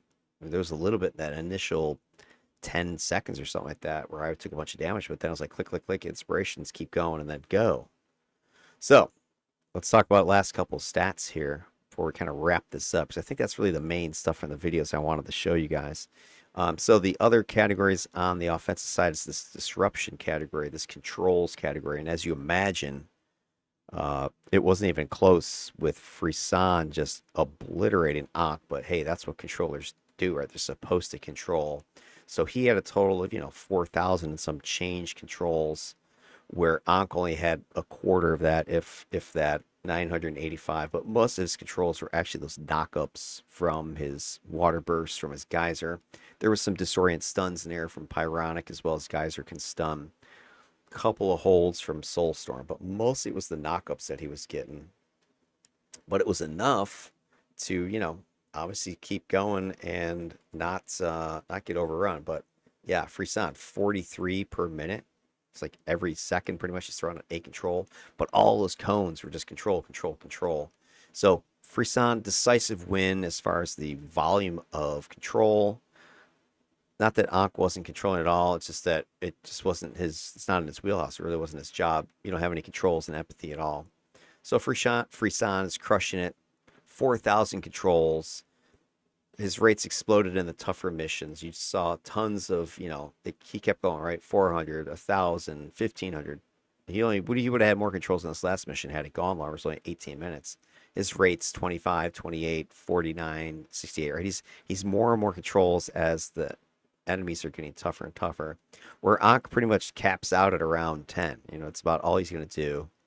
Frisson is able to keep escalating in response to the attacks. Now, hey, do those controls mean anything is really what the next couple stats get into. So blunting is controls versus your damage taken. And blunting, Frisson, when he's ramping up his control, he's fighting harder, so damage intake is rising with it. That's sort of the catch-22 with these disruption stats, because, on the surface, you're thinking, oh, more control should mean less damage incoming, but, it's actually the opposite. As he's controlling more, he's taking more damage, but that's because on a controller, Your controls are your attacks. It's your damage output. So if you're being attacked, you're attacking in response, you're going to do more control. And you can see that happening where this is where I think you see it in Defenders. There is no such response like that. He's much more clustered. He doesn't have more controls to scale up.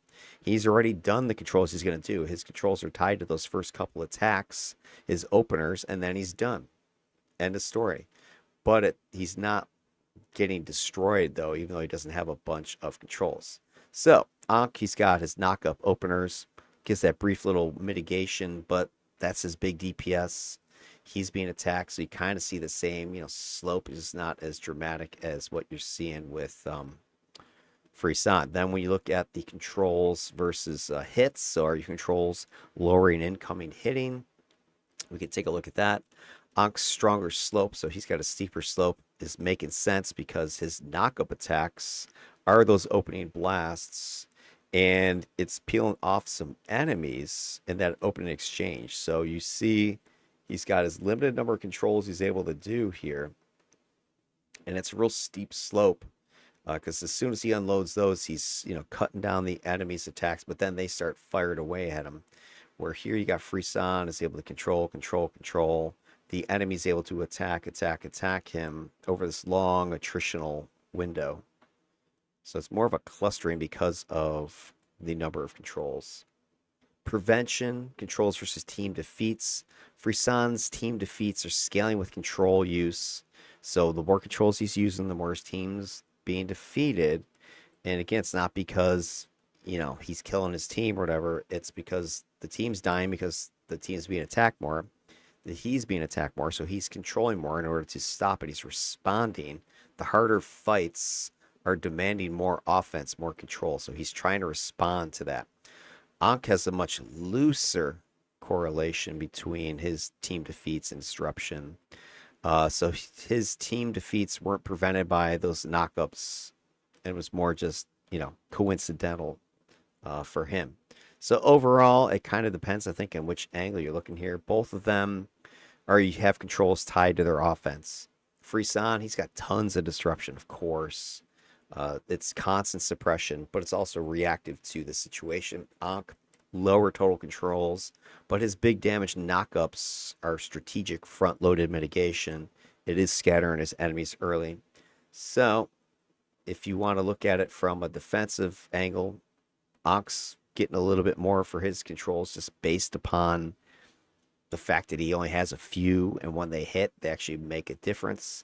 Whereas Frisson is just, bulk volume of control. Although his controls aren't super heavy hitting either. That's another thing about it. It's more just, sorry, it's this one. He doesn't have a lot of strong hard controls, right? It's just long term, just sort of suppressing, constant, throwing some stuff out there to get some damage. So it depends on which angle you look at it. Sheer volume, Frisson. Effective, like actually made a difference to the character, it's Ankh, give or take. So both of them, offensive powers are given the controls. Frisson, that's his entire kit, and his disruption is just him fighting. Ankh, the knockups are his big damage attacks. He's opening up with those attacks. That gives him a little bit of breathing room. So take it whichever way you want there. And then the offensive aspects of the control, debilitation, the controls impacts on the damage dealt. Frisson, his controls are creating suppression, pressure, but remember, he's not getting the kills with them that Ankh is getting. So again, we have this, large volume of controls from Frisson, but they're not necessarily translating into sheer damage. We're still getting a lot of damage from from Ankh. It's just that he has fewer controls that are producing it. You've got Frisson, it's got a lot more controls. He's doing some damage with them because that is his damage, right? So it's sort of a false signal, I guess, be the way I'd kind of put it there. Devastation, controls versus lethality. Ankh, his disruption is direct lethal. So when he's controlling, he's hitting with those big old water blasts. He's finishing off his enemies. Depends on the role again you're looking for here. Frisson, are you looking for just total volume? The foes are suppressed. They're taking some damage. Some of them are dying. If you're looking for surgical, hey, the control's like killing somebody, that's Ankh. So you kind of have a split decision here on the controls as well, aside from just the sheer volume things. And then when you put this all together as far as the offensive side with this control metric, Frisson's control is constant pressure, constant damage ticks, constant enemy lockdown. He's boosting the team's damage window, but he's not securing kills with his controls efficiently. Ankh, his controls are part of his nuke knockups, and each one is packing heavy damage and results in kills at the same time. So it depends on what you're looking for. Do you want total disruption? That's Frisson. Are you looking for more direct application to offense? That's Ankh. So offensively, Frisson's disruption is blanketing the field. Thousands of controls were his damage output, but his damage is also spread out across multiple foes in these little ticks. Ankh's disruption was less rarer, but it was pretty devastating. It's packed into those big water blast attacks. He's hitting like a truck. Enemies are dropping with them. So Frisson volume, Ankh, if you're looking for impact, could be a toss-up. And then the last major stat I looked at is then this composite between output and input. So your offense and your defense, this efficiency metric. If we look at Frisson's metrics, he's about a 9-to-1 ratio of out to in. Ankh is slightly better, 10-to-1. So it's not a huge difference, but it is a difference. Ankh is putting out a little bit more relative to each other. The correlations are pretty strong, 0.83 for Ankh, 0.94 for Frisson. Overall winner, just looking at the slight difference, Ankh, Frisson's efficiency is more tightly bound to how much damage he's absorbing.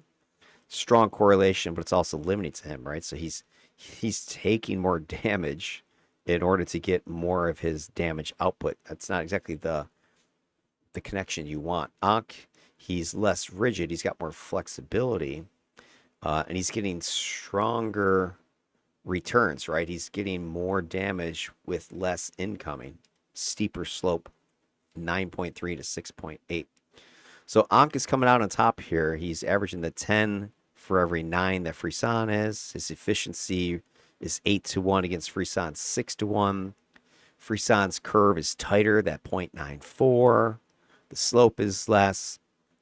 Ankh is less predictable, but he has these spikes of big damage he's throwing out, even though he's taking pressure. So Ankh is turning his hits, his damage incoming into outgoing. So there is a correlation there. And then our last stat here is our pet contribution. And here's, I think, maybe the most surprising of all of them, of any stat so far, is this one right here. So pet efficiency, Frisson's ratio of pet damage out to pet damage in is 2.4 versus 6. So Ankh's pets were much more efficient at dealing damage than taking it. That was one strange thing that I got out of the data here. Not necessarily strange, but just unexpected. But I would say the bigger one gets down here. We look at just the pet damage contribution. Check this out. Anybody who's been watching these DEFCONs has heard me complain about, or not say complain, but just talk about the damage output of controller pets is off the rails and how it's way too much because the defenders have this entire blast set, and yet the controllers are frequently out damaging them because of pet contribution. But check this one out for this matchup. For the first time in the entire DEFCON series, to my recollection, the defenders' pets actually outdamage the controllers. I don't think that's ever happened. It hasn't even been close usually. And most of the time, the controller pets are contributing close to 50%. This go round, your controller's only getting about 14 or 15% of its damage. So a huge drop off in performance from 50 to 15. Now I did see a drop off in the cold domination where it was 50 went down to about 30% or 35%. But this is another big, even bigger drop off. Again, pointing towards Symphony's pet is just the suck as far as offensive output goes. And then Ankh's pet, so I don't know if necessarily was Ankh and his pets were doing anything different, but just the Symphony pet or his combination here of Symphony with Empathy was just giving you shit for pet damage, where Ankh was getting not a huge amount of, overwhelming amounts percentage wise. He was getting what, like 25%, which is a little bit lower than normal. Like my defenders in the DEFCON 5 were getting about 35% of their damage was from pets.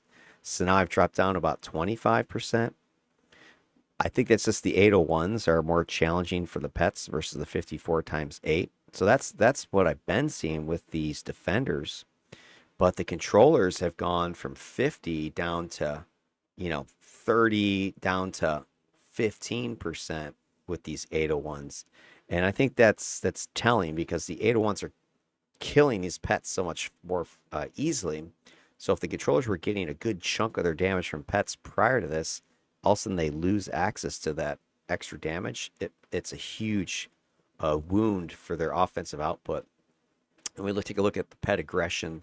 This is the ratio between the pet's damage and the character's damage outputs. And this is that percentage here. You can see Frisson is getting about 15% from his pets, where here Ankh is getting like 23%. So that is like zoinks, totally unexpected. Would have never guessed that in a million years. So winner, chicken dinner. Ankh, his pets aren't just along for the ride. They're a quarter of his offense, peaking upwards of a third of his offense on that second mission with Team 1 right there. Huge amount, 28%. He was actually getting more damage from his pets the harder the mission got, which is, again, kind of crazy. Frisson's pets consistent, but they're more like a supplement to than actually a tool. So it's crazy how that happened.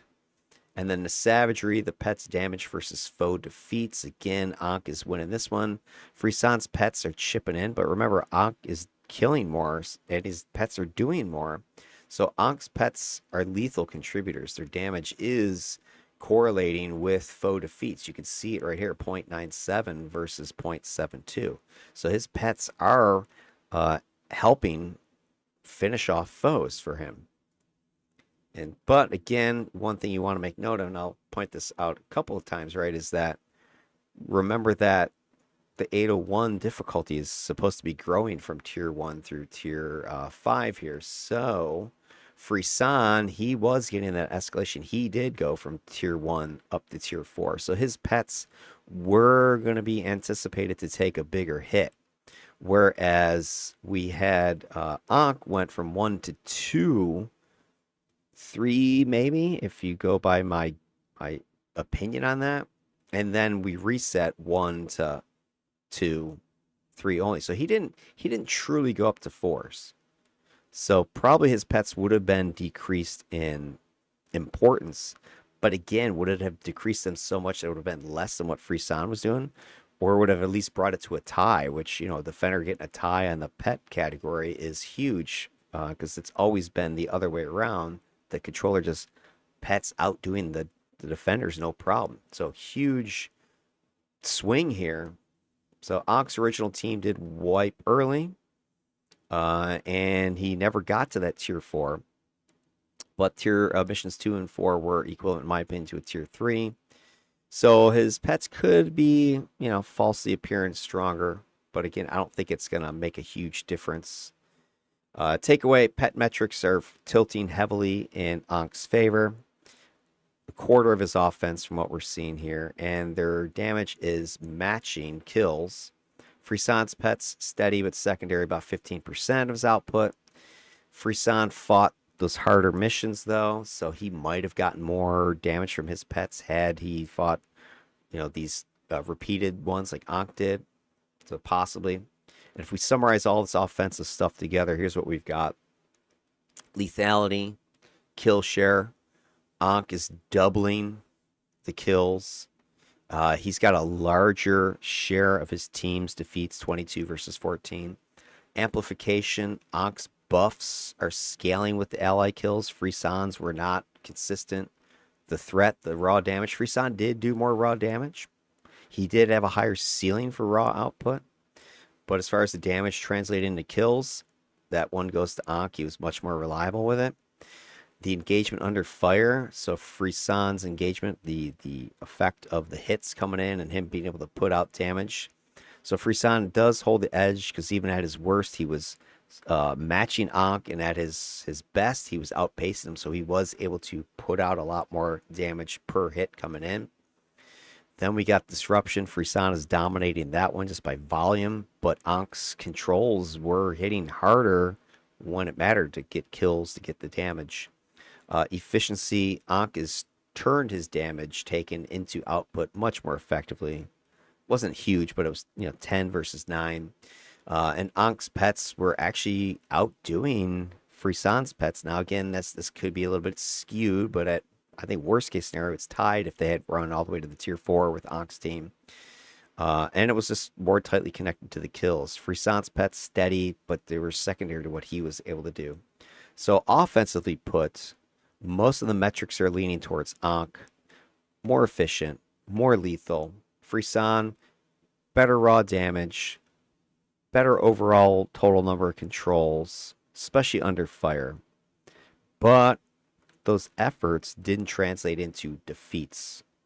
And Ankh, he did less overall damage, but it was converted into kills, and his pets, his buffs, his efficiency all leaned in his favor. He was deadlier, more reliable in supporting the team's offense. So the takeaway, Frisson is flooding the field with the pressure, but Ankh is the one who is getting the results. So offensively, Ankh comes out ahead on this one. So to wrap this up, I think we know what happened here. The conclusion. Final verdict. Here we go. In this empathy showdown, Ankh comes out on top. Defensively, the differences, it wasn't even close. Ankh only fell twice compared to Frisson's 17. He absorbed half the damage, and he still kept his allies standing with nearly double the buffs. Frisson dodged more hits, but when he got tagged, both he and his team collapsed. Ankh, on the other hand, soaked more pressure and turned it into half the cost. Offensively, Ankh was just as decisive, nearly doubled Frisson's kills, claimed a bigger share of his team's lethality. His pets were stronger, they were more efficient, and tightly tied to actual enemy defeats. Frisson, he still had raw damage and sheer control of volume as his shiny moments. He blanketed the battlefield and put up big numbers, but much of that pressure just didn't finish the fight, while Ankh's output translated directly into results. So bottom line, this is the most lopsided victory I have seen in these DEFCON series.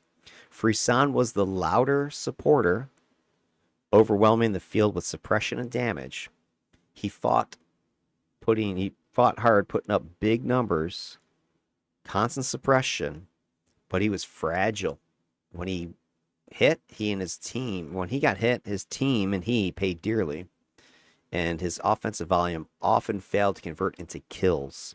Ankh was a stronger supporter, sturdier, steadier, far more lethal. He absorbed twice the punishment at half the cost. He kept his team standing with superior buffs, turned his output and his pets into actual victories on the field. So while Frisson made a lot of noise, Ankh brought receipts carved in stone. And in this matchup, that makes him the true pharaoh of empathy. The defender archetype wins empathy hands down. And that, my friends, is going to tie us in this series of DEFCON Aftermath 1-1.